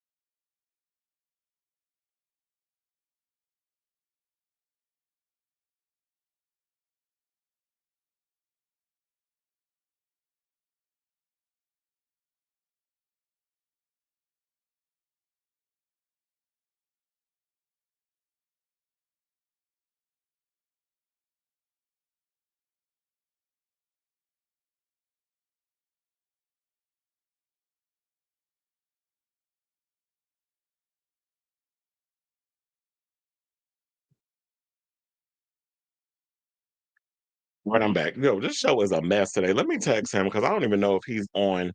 He's still watching the show. Raphael, you can stand down. First of all, I got the package. Hold on.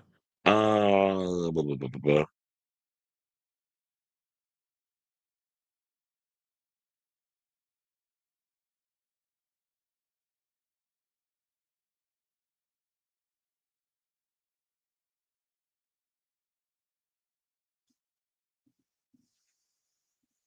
Okay.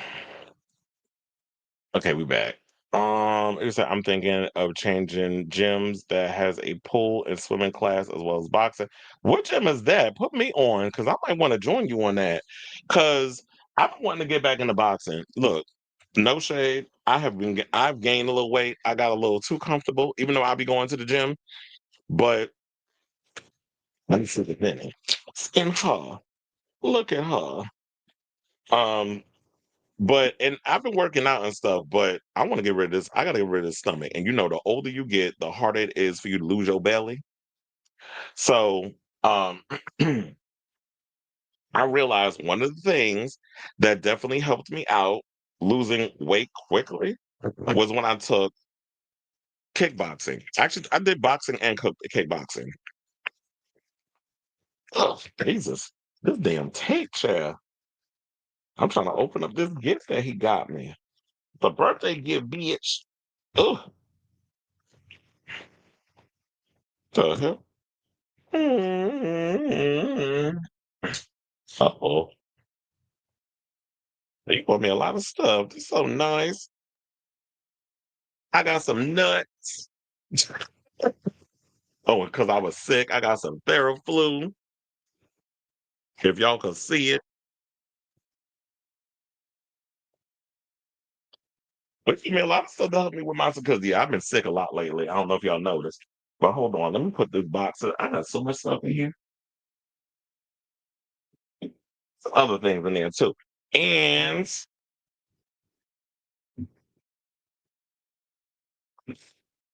bitch, is that Tina Turner? Oh, Rock and Roll Hall of Fame shirt. Hey, what's this? Oh, yeah, something from Rock and Roll Hall of Fame. Oh, this is cute. I have to check all that later because, like, right out of this, I got to go straight to work.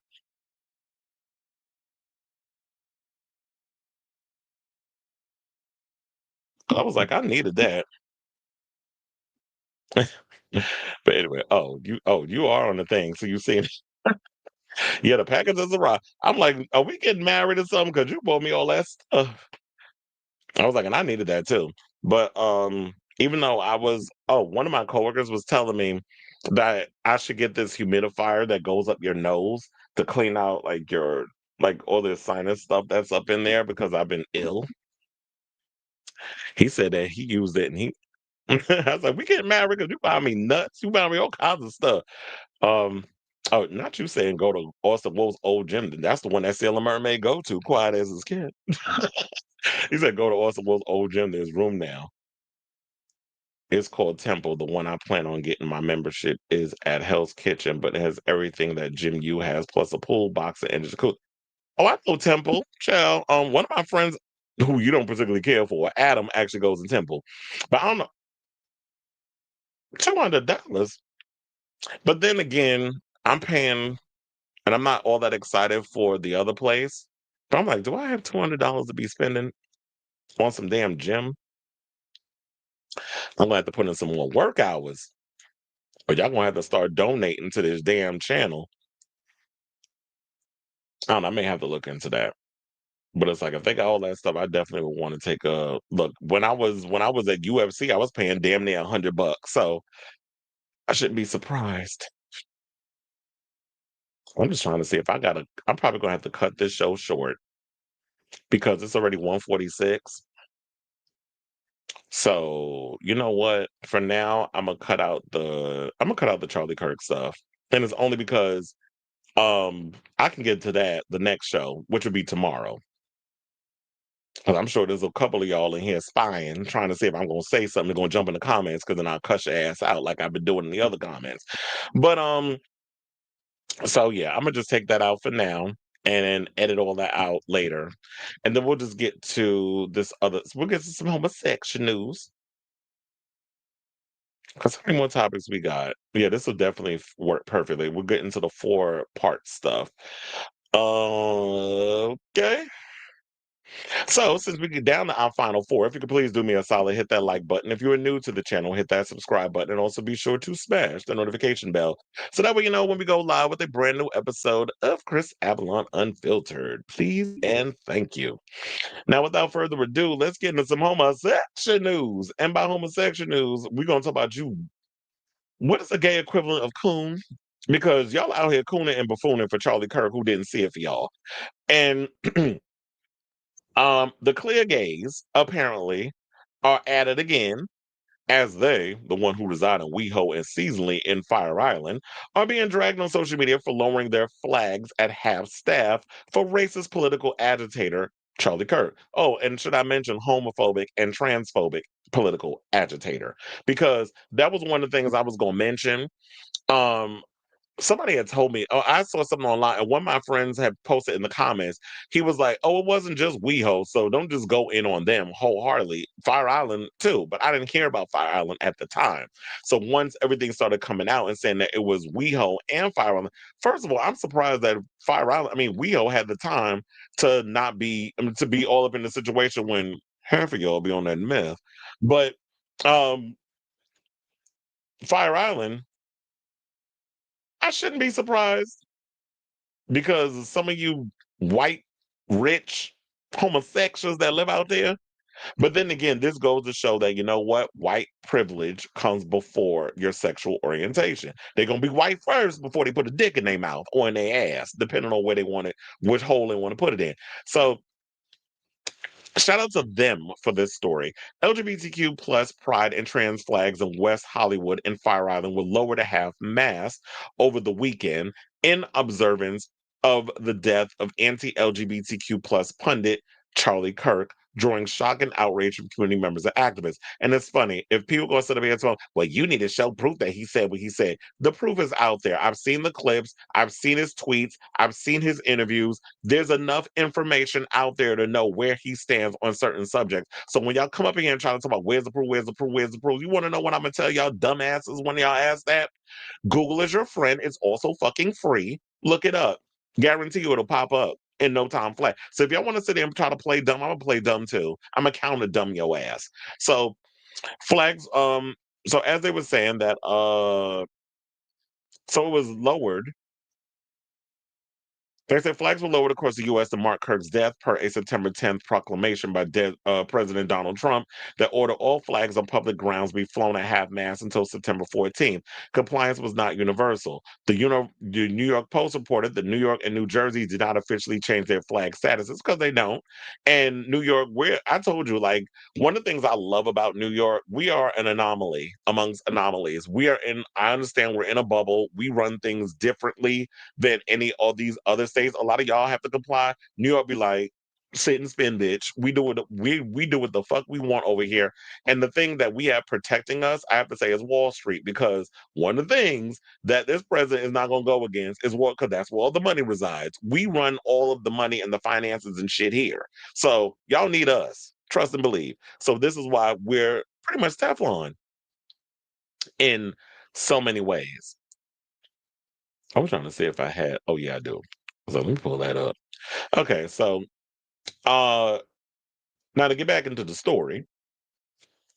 In West Hollywood, the Trans in Progress Pride flags were also lowered to half-mast in Matthew Shepard Square this weekend, according to the WeHo Times. On Sunday, an unknown person reportedly posted a sign in the square reading, "Shame on West Hollywood for lowering our flags in honor of a racist, transphobic, homophobic, Nazi-loving monster."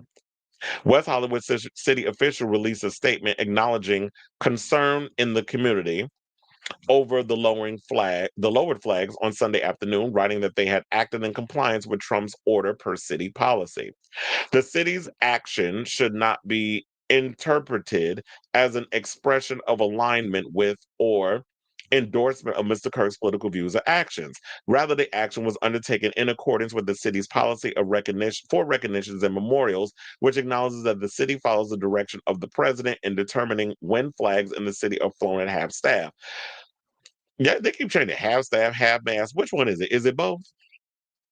The city council will consider updates to the city's policy regarding the lowering of flags to ensure that it appropriately reflects the values of the West Hollywood community in the future. Well, look, the man is having people paint over queer rainbow murals in Florida that was supposed to be for the Pulse massacre. They could paint over that, but we got to lower flags in our neighborhoods for somebody who wanted to see us dead?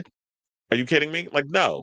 So the fact of the matter is that these people all of a sudden are like, oh, we have to comply. And what I don't understand is, why are flags being lowered for someone who was not a political activist or a political figure? He wasn't there, he did not play in the political realm. Where was the half-staff loweration for the politician that was unalived in her home, her husband, and their dog?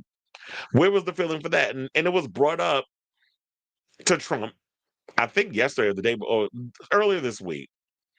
And he tried to pull a Mariah to my, I don't know nothing about that. I don't know her. You were full of shit. You knew. The fact of the matter is, you don't care because she's a Democrat.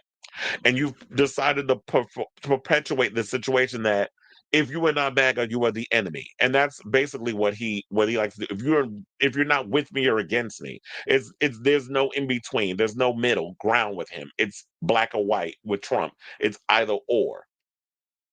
It's always been his MO. We've been on to him since the beginning, which is why he's hated in New York. The rest of y'all be sitting there licking the crack of his orange ass.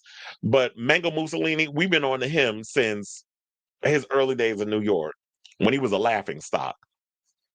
So on the other side of the country, another trans flag and pride flag were also lowered to half-mast in Cherry Grove Dock on Fire Island, as documented in an Instagram post from the Black and Brown Equity Coalition, which has led organizing efforts on the island for years, saying, quote, "We cannot stay silent seeing pride and trans flags at half-staff on Cherry Grove dock to honor Charlie Kirk, a man who called trans people a middle finger to God, cited biblical passages advocating violence against queer people, and suggested LGBTQ plus individuals be handled like in the 1950s.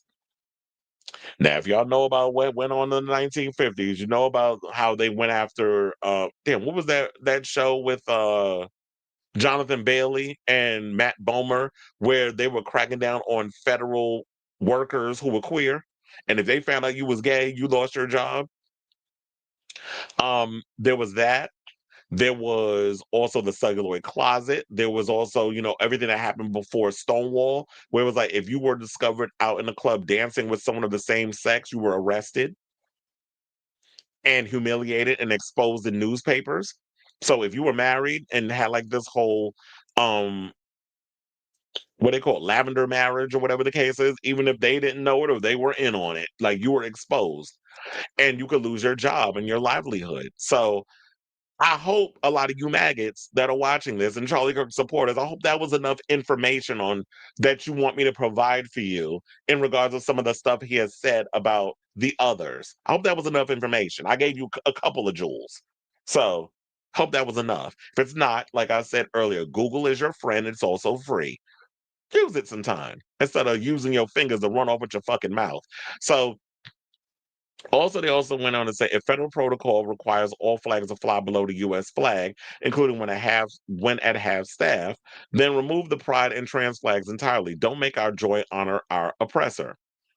Now, Kirk, who was pow-powed and killed in Utah last Wednesday, was the founder of the right-wing campus activist group Turning Point USA and a prolific anti-LGBTQ plus speaker, once calling for doctors to provide gender-affirming medical care to be given a Nuremberg-style trial. Several people have already lost their jobs for posting about his death on social media, including trans horror writer Gretchen Felker Martin and former Washington Post columnist Karen Ataya.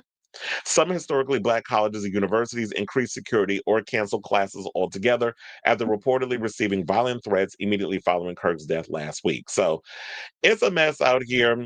Here's oh wait, I should have brought this up too, so for y'all to see on the Instagram. This is the picture that was from Fire Island where the flags were lowered at half staff. It does seem like to me that the flag that was lowered the lowest would be the pride flag. So um I like the fact that Babe C. Fire Island spoke out about this, but Encyclopedia Madonna said whomever decided this needs to be removed from whatever decision-making post they have. This is appalling. Another person said, but who makes this decision? It's important to out them. That's what I want to know. So I feel like the most important thing is who is behind this? Because I want to know. I assume this was for 9/11. Did we get confirmation it was for this? This was no damn 9/11. What the hell are you talking about? Like if somebody literally said this was for him and all the flag was supposed to be lowered at half staff until the 14th, then it ain't no damn fucking 9/11. Get out of here. Defy the law, hoist it all the way up, and gather a crowd if anyone comes to change it. This is bullshit. And so pretty much everybody is going and saying that they feel that this was like expose who they are. Well, Black and Brown Equity Coalition was the one who this was their the post that I showed y'all over there at Instagram. So yeah, that's what I said. In the word, look, we're gonna be quoting Sutton Track again tonight. Name them. I want to know who it was. So put them on. Or put us on. So yeah, I definitely want to hear from y'all. Let me know what your thoughts on this whole situation about, how do you feel about queer people and also black people out here. I already went in on some of you Negroes that was out here shucking and jiving and tap dancing and channeling your inner uh Samuel L. Jackson from Django Unchained when it came to this situation, sitting there cucking your oppressor. Same thing they doing with the gays. The gays, I guess, y'all just be white before you and there's white queer maggots out here, them log cabin Republicans. Would I be exposing them? So yeah, I definitely want to hear from y'all. So let me know what your thoughts are on this story in the comments down below.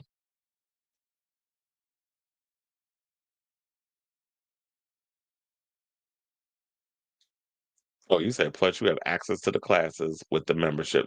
Well, look, I'm probably gonna have to look into. I'm gonna have to crunch some things. I may have to cancel some subscriptions and step my financial pussy up because I'm like, yeah, $200 for a gym membership. Then I'm gonna have to cancel the other gym membership because I definitely need a change. He said, an elder black gay once warned me that many of even the most liberal white gays were raised to see themselves as white first. Absolutely. They're white before they're homosexual. They're like, oh, sex is just something I do, but I'm going to be white at the end of the day. I'm not surprised that Fire Island and WeHo did this. YT people are YT people at the end of the day. Malcolm and Dr. King forewarned us about these white liberals and progressives. Oh, please, a lot of them are wolves in sheep's clothing. They put their whiteness and privilege first above everything else. They're not to be trusted. You and me both dumbfounded. They ain't said ish about that man Lynch today. Oh yeah, there's been a lot of these lynchings that's been going on. I don't know if y'all been hearing about it, but they've been finding a lot of people hanging from trees and stuff. I'm like, what the hell is going on? They said, didn't they say one of them was a white man? But it is kind of scary that we're still doing like we still doing lynchings in 2025. Oh Lord, let's get into this foolishness. So now we got this mess to get into. JoJo Siwa and Chris Hughes. The gays are just disappointing me today.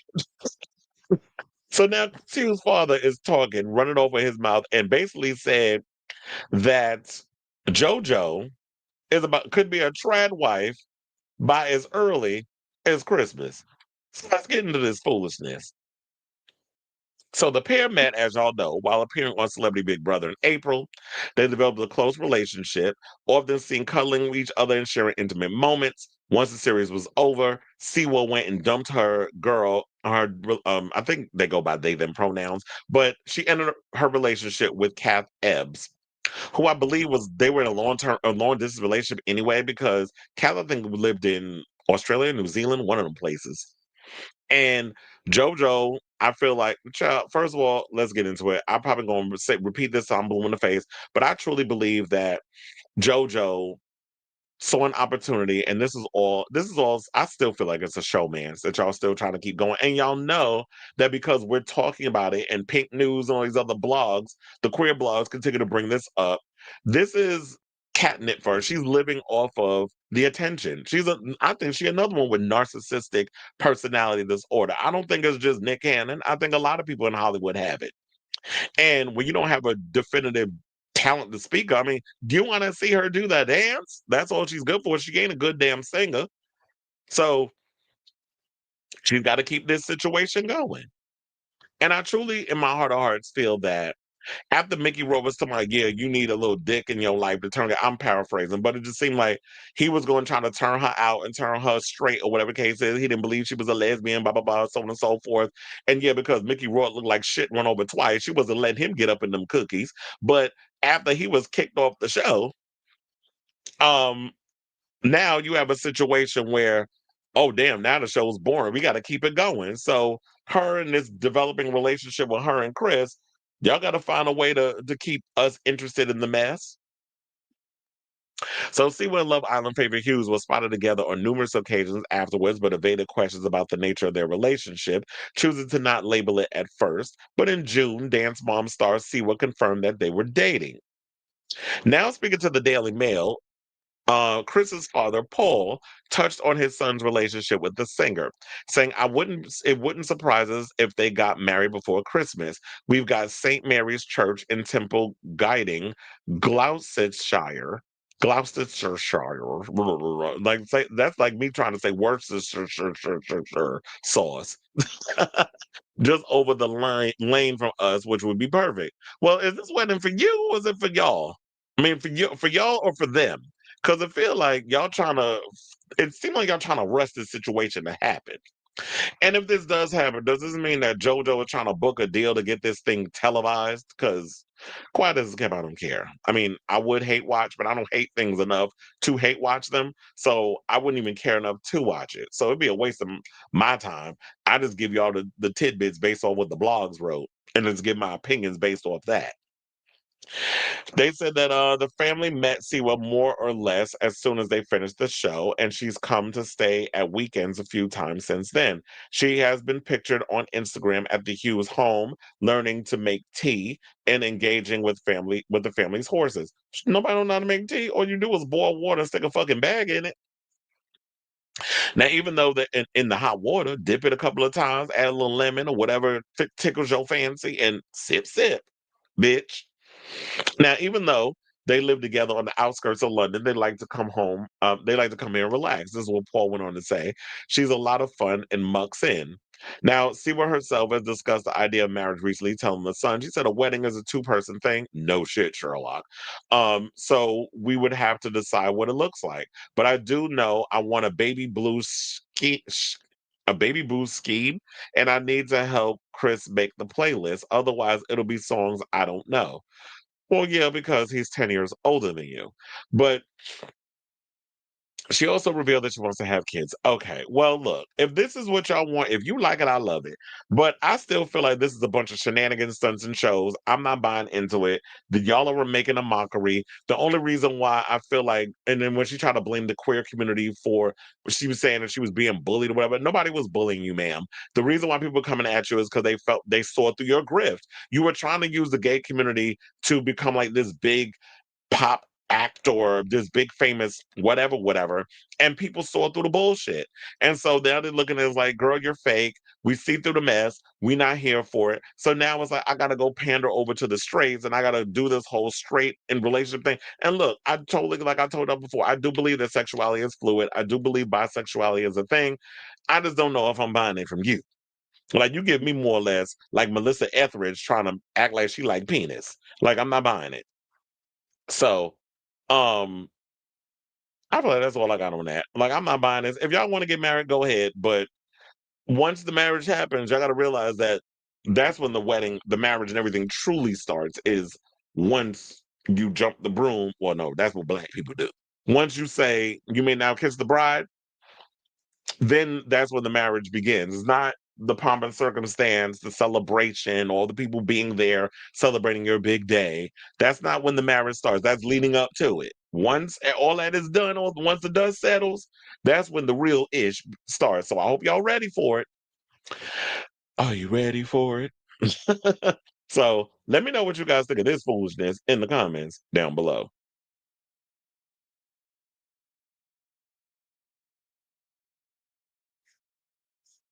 You talking about where what the whole lynching happened, or this messy marriage with JoJo Siwa?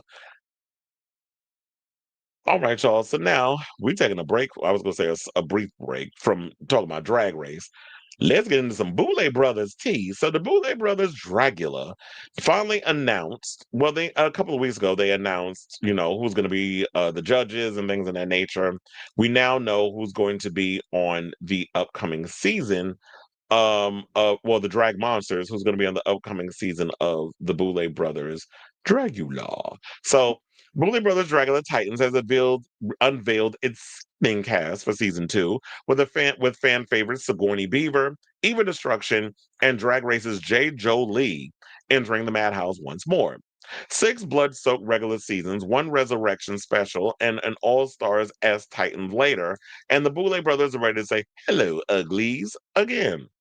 Hosted by Dragmorta and Swanthula Boulet, the cast of Titan sees drag performance return for another go at Swiping the Crown, title of Ultimate Titan of Dragula, unlimited bragging rights, and a hefty cash prize of $100,000.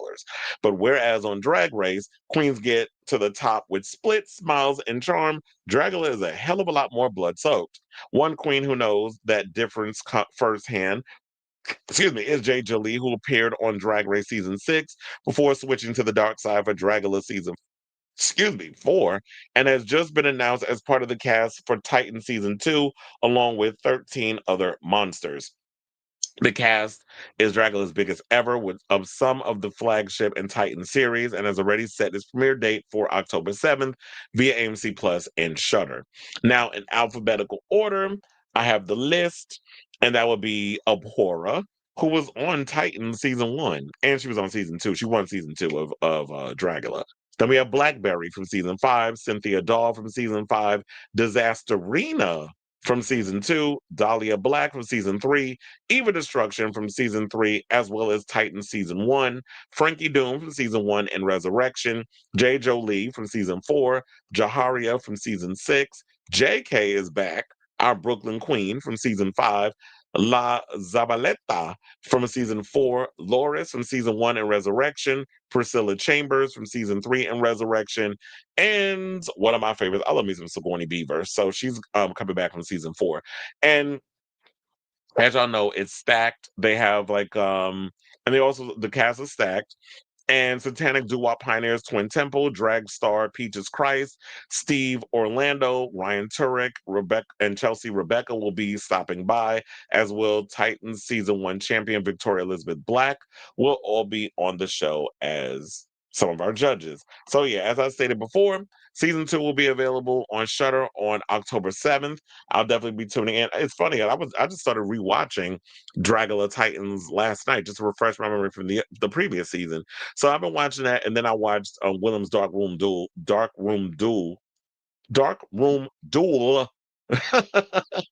which I'm going to get into after this story. So yeah, I definitely want to hear from y'all. What do you guys think of this story? You excited for this upcoming season of Dragula? Me, I like anything that's going to be an antithesis of Drag Race, where it's like doing their own thing. I like the Boulets. I like what that show is. The only thing I hope that they fix up a little bit is sometimes when the banter between the queens, and if it feels a little performative, it feels like it's put on, it feels fake. So I hope that they work that out, because sometimes I'll be looking like, I don't know, it feels a little scripted to me. But so hopefully it feels more authentic with the banter between the queens. So let me know what you guys think of this story in the comments down below.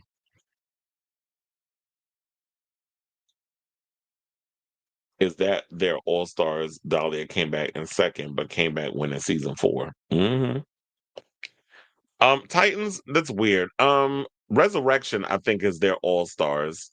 Titans, I don't know I don't know. I'm confused, because it's like y'all did Resurrection, kind of felt like an all-stars. Titans definitely feels like an all-stars. I think it is. I don't think they've really told us if that is considered. I'm guessing it is. You said, yeah, I told you I was scrapping the Charlie Kirk stuff because I have to go to work. So I will save those topics for tomorrow. But I did save that other Charlie Kirk story, which was the WeHo and the Fire Island one. I'll save that one, and the Eileen Davidson, because I feel like they kind of interlink with each other. I'll save that for tomorrow among other topics. You said, hot mess, I have to head back to work. Have a great one. You too, boo. And it was like, yeah, so oh, so you must have been on your break while you was watching. But yeah, once I get through this last time, I gotta run up out of here, because it's like I gotta run and get something to eat real quick. Then I gotta get to work so I'm not late, and all that jazz. But anyway, all right. Is that bye, Cleveland? All right, y'all. So let's get into our final topic. Let's talk about Willam. So Willam revealed, well, she's I guess she's out here doing a bunch of interviews, because she has a new show called Willam's Darkroom Duel. So, which is basically like his stripper version of RuPaul's Drag Race. So, so she recently did an interview with Attitude, and basically talked about um RuPaul while promoting the show, because you can't do an interview with Willam without bringing up RuPaul and the shenanigans that she went through with the show, and the fact that she felt like she's been blacklisted because she's been speaking out about World of Wonder and a lot of stuff that's been going on behind the scenes, and critiquing a lot of the unjust situations that was going on behind the scenes regarding contestants not being treated fairly. So what she says, I kind of love that, because everybody always calls me a villain. This is what she says at the beginning of our call when I tell her I want this interview to frame her as drag's anti-hero. She said, I wasn't even a villain on my season. I was nice to people. I let them borrow stuff. I was gregarious. Now she's fronting a new series on Outflix. Well, it's Out TV for me. Willam's Darkroom Duel is part talent show, part strip club, part chaotic queer congregation. It's also a full circle moment for a queen who may or may not know or you may who wait what for a queen who many may not know made her name running LA's go-go scene. She said in 2002, I started booking strippers for Mickey's, the Abbey, and like 20 other clubs in SoCal, San Diego, Orange County, and Vegas. I did that till about 2015. This side hustle, she adds, played a key role in her now iconic Drag Race disqualification, a first in the franchise's history. Midway through the fourth series, all the way back to 2012, she was dramatically removed from the competition to live audience chants of, "What did Willam do?" In the reunion episode, she told RuPaul during their chat it was because her husband had visited her at the hotel during filming. However, she tells the reporter that wasn't the full story. One of the rules I broke was outside communication. I had a laptop with me. I was still running my go-go business while I was at Drag Race. They didn't know that till after. And the televised explanation, the conjugal visit, was me going along with it because I wanted to get on All Stars and drag you and all those things. The go-go business was eventually sold to two strippers, one of whom, Yoni, now judges alongside her on the show. She said, like 10 years later, and after 20 years of knowing each other, we get to the set and we're like, oh, this show's going to be magic. She adds, I get to look at strippers, I get to work with my friends, I get to look amazing. Now, it's a departure that from what Willam sees as the norm on mainstream drag TV. He said, not like judges on Drag Race, where it's like, oh, we share a publicist with Michelle, so you'll be a judge. It's people who know about stripping, know about being entertainers, and who've actually done it. And that's one of the things I've always admired about drag. Like when you do a show, I always feel like in some sort of way, you have to have some sort of connection or some sort of a tie to what it is that you do. And it's like, oh, you don't know about drag, but because you're best friends with RuPaul, we're going to give you a gig. So I actually think that that's a smart thing. That's like, yeah, you got people on the panel, and she does have people on the panel that have experience not only in the world of stripping and things, but also sex. I mean, I guess Raheem Shabazz definitely has that. So he's able to do what needs to be done in regards to that whole situation. But anyway, let me get back into the rest of the situation. So Willem doesn't shy away from the taboo around stripping either. She said everybody likes strippers. Everybody likes to look at beautiful naked people. And if you don't, what are you so afraid of? She adds, I think that me helping people get off or find where they can look at something that they want to have, that moment where they can tip them or follow them online or whatever, I'm here for it. Now, Will's refusal to filter herself for the sake of industry politics has brought both admiration and resistance, along with a refreshing reputation for saying it like it is. Indeed, she prefaces a minutes-long rant about controversial Real Housewives of Beverly Hills star Erica Jane, the contents of which should probably not be printed here for legal reasons, with I'm not comparing Erica Jane to Hitler, but it's the reason she believes she's been unofficially blacklisted from working with the production company behind Drag Race. She said, there's only one group that won't work with me, and that's World of Wonder. And I think it says more about them than it does about me. It's in their best interest to keep their shining star safe and shining. And I am a liability to that because I'm a whistleblower and a truth teller. When shit is fucked on set, I will talk about it like I always did. Now, in a world of PR sheen and polished statements, Willam's candor has long set her apart, saying, I don't follow the rules. I don't kowtow to them. For a lot of girls, RuPaul's Drag Race is the only opportunity and their biggest opportunity in the game. For me, it was a gig and I did what I wanted. I knew I wasn't going to go in and win, so I went in and fucked stuff up. And I know a lot of people always feel like, well, if you feel like you could do bad without the show or whatever the case is, why are you always talking about it? And I feel like, why not? I was a part of RuPaul's Drag Race and a part of history, meaning like I was the only contestant so far that has been disqualified from the show for breaking the rules. That's history. That's something to be known for. Good, bad, or indifferent, how you look at it. But for the most part, Willam is somebody who, and she's also been someone who's been a rebel rouser. I mean, I know some people look at that as a negative, but she fucks shit. She, like she said, she fucks stuff up and is willing to put things out there for the sake of if it's going to help and if I'm gonna help be a voice for the voiceless, I'll be the one that's willing to lie on that sword while the rest of y'all be quiet a moment because y'all afraid that opportunities are gonna be taken away from you if you speak out against the very machine that helped build, like, not build your career, but boost your career further beyond you doing the local scene or being on the internet or whatever, however you got put on. So now, when asked whether she would ever return to the show that helped launch her global fame, she says with a laugh, "They'll never put me within spitting distance of RuPaul again. They don't trust me and they shouldn't. I wouldn't either." Her reputation for truth telling extends beyond the workroom, saying, "If I feel something about someone, I'm going to say it. I did it on Drag Race and I still do. Some of the girls get mad about me armchair quarterbacking their season of Drag Race, when in reality, it's like, girl, I'm just a pundit, just like any of these NFL guys or football guys in your country who recap the game, because this for us is sports." And I wish more people would actually look at it like that. It's like, yeah, when we look at RuPaul Drag Race, it is the Super Bowl of drag. It's basically like how you straight men look at Super Bowl, and some of you, mass gays or whatever that are into sports, how y'all look at the Super Bowl is how we look at the situation as well. And we look at things in a way where it's like, yeah, if I'm from that show, I can't speak on a show that I was a part of and give my opinion about it. She has every right to. She was a part of the show long before a lot of y'all were on it that critique her and get mad, or some of y'all haven't been watching as long as she has.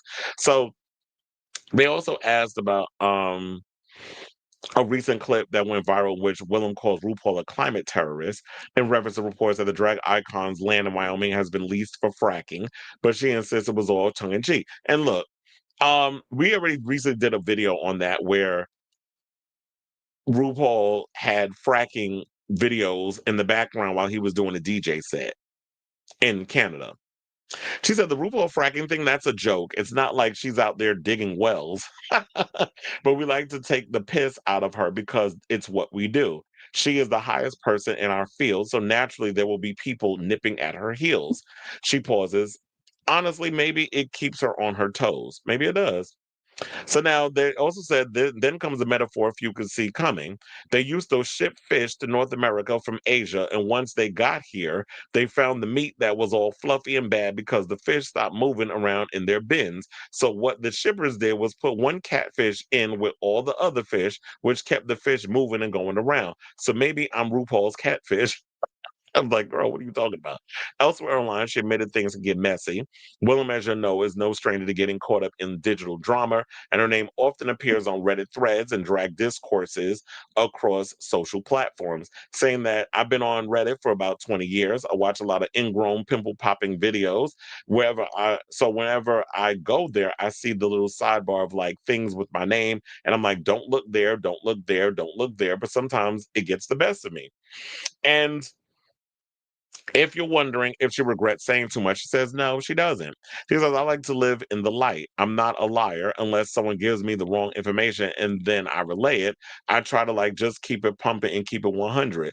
That doesn't mean she ignores criticism, saying some of the people have valid points. I do need to apologize and atone for some of the things I've done in the past. And I don't find that there's a time limit or expiration date for the offense I have caused. She also says that online honesty comes from the same place as her stage persona, unfiltered drag as a political and personal act. Saying, I like to be that surprising drag queen, and I like to carry on the tradition of like Sylvester and Divine. And they also asked her what she'd change if she can go back in time, and then said, my hair from 2008 to 2012. She said, I was chained to a flat iron. So, um, also, she also goes and says it's important for her to tell the truth and be booked. So if you're gonna kill my career, if my career is gonna take a hit because I have to lie, or if I have to tell the truth, then so be it. I'll do what I need to do. And also mention that she has a new show coming. I mean, a new show that she's doing called Mr. Act in North America with Latrice Royale. So they're playing two nuns. So they're doing a drag version of that called Mr. Act, which is actually kind of funny. And So after everything, the disqualification, the online feuds, the stunts, the boycotts, what's more important, getting booked or telling the truth? She said it's more important for me to tell the truth than to be booked or for something. If someone doesn't want to give it to me because of me telling the truth in the past, I don't really need to work with them. It wasn't meant to be. So let me do it on my own terms. And that's how I feel about that. Is that I'm not gonna go and kiss your ass and do what I need to do just so that way I can get a booking. It's like I always look at things like if it doesn't happen for me, then it's just not meant for me to have that. If it's meant for me to have it, then I'll have it. She's also keen to set the record straight about her reputation, saying a lot of people believe the rumors about me that I can be difficult or I'm an a-hole or something like that. But it's been almost 14 years since I was on Drag Race and I'm still working. And I wouldn't be working if I wasn't as toxic as everyone would like you to believe.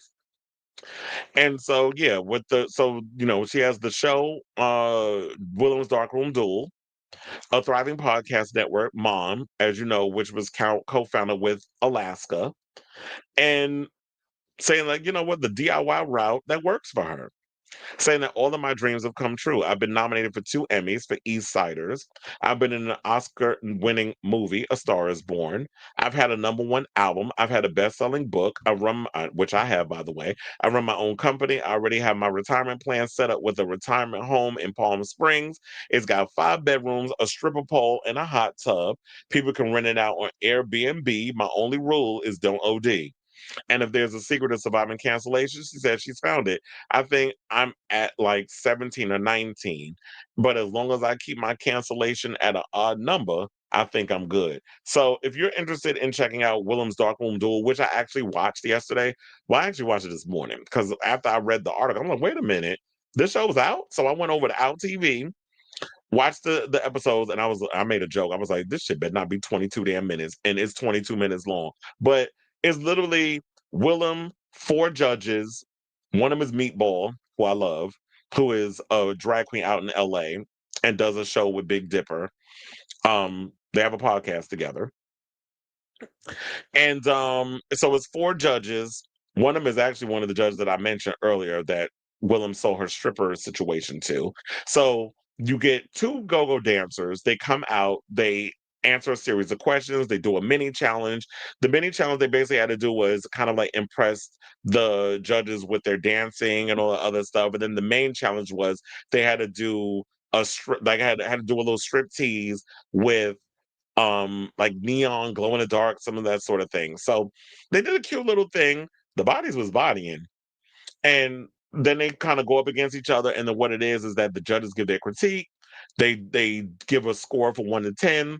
Whoever scores the highest actually moves on to the next round. So I think they're gonna go through all the different people, and then they're gonna have them in the semifinals, and then they'll go head to head, and then they'll come to the finale. So I'm like, it's actually a pretty good idea because I was like, I thought it was gonna be kind of like RuPaul's Drag Race with like a plethora of different dancers, and they will all do a challenge, and then you get person eliminated week to week. But I actually like the whole duel thing where it's like 2 strippers go head to head, 2 men in, a 1 man leaves, and then the other one goes to the semifinals, and then there's like you find out who your stripper is. I mean, the person. So the winner, they actually win money. Oh, first of all, also the person who loses, they don't lose money. They actually walk away with $2,000. It's something, right? Um, and they walk away with a cash prize. They walk away with a bunch of other stuff. I can't remember what the full prize was, but if you have Out TV, definitely check it out. Daddy TV produces it, which they produce a lot of stuff like For the Love of Dilps and all the other stuff. Go for the Gold. I was like looking for something to counter that because at one point we had Go for the Gold. It was an okay show, but it was trying too hard to be like RuPaul's Drag Race, and it didn't have its own individuality with that. And I definitely think that we need a stripper go-go dancer gay competition series, which some of y'all probably know this, but it has been an idea that I've had in my head that I've written down, that I've discussed with people for years. And I still want to work on getting that out there. So, and I do believe it will happen, but I'm loving what Willam's doing. I love this dildo top she has. I mean, this penis top that she has on. It's a silly show. It's not something to be taken seriously. It's a fun little show. If you get a chance, you get to see a lot of booty. You get to see some dingaling up here and there. I was wondering how they was gonna make that work. And how would you? Well, I guess without TV, you could be a little more edgier. If you're gonna do a go-go dancer show, you can't be all prim and proper and Disney-fied like RuPaul's Drag Race is with drag. You have to be a little more unapologetic in your face with the sex, because it do take sexual, like being sexual and being sexy and embodying those traits when you're up there dancing for money. Dancing for money, do what you want me to do. He's a private dancer, bitch. So I'll say all that to say, what do you guys think of this story in regards of all the stuff we brought up about Willam? And have you seen Willam's Dark Room Duel? I don't even think it's been promoted to the point where people even know about it. So I'm letting y'all know now. I'm gonna cut this up and probably and post it online so that way people be aware of the show. So yeah, let me know what you guys think of this story in the comments down below. Please consider adding John Murray. Ciao. I forgot all about that because I remember I was talking to some friends about that whole situation. So yeah, I think I'm gonna look into that tomorrow, and along with them Charlie Kirk clips. He said Willam talks about this literary. You know what? Literally, once a month. I get that she gets asked about it, but at some point it could become basic knowledge. Yeah, and I was talking about that too. Like when I was talking to a friend of mine this morning, I'm like, the story just changed so many times regarding Willam and why he was kicked off the show. I'm like, how many times are you going to change the damn story?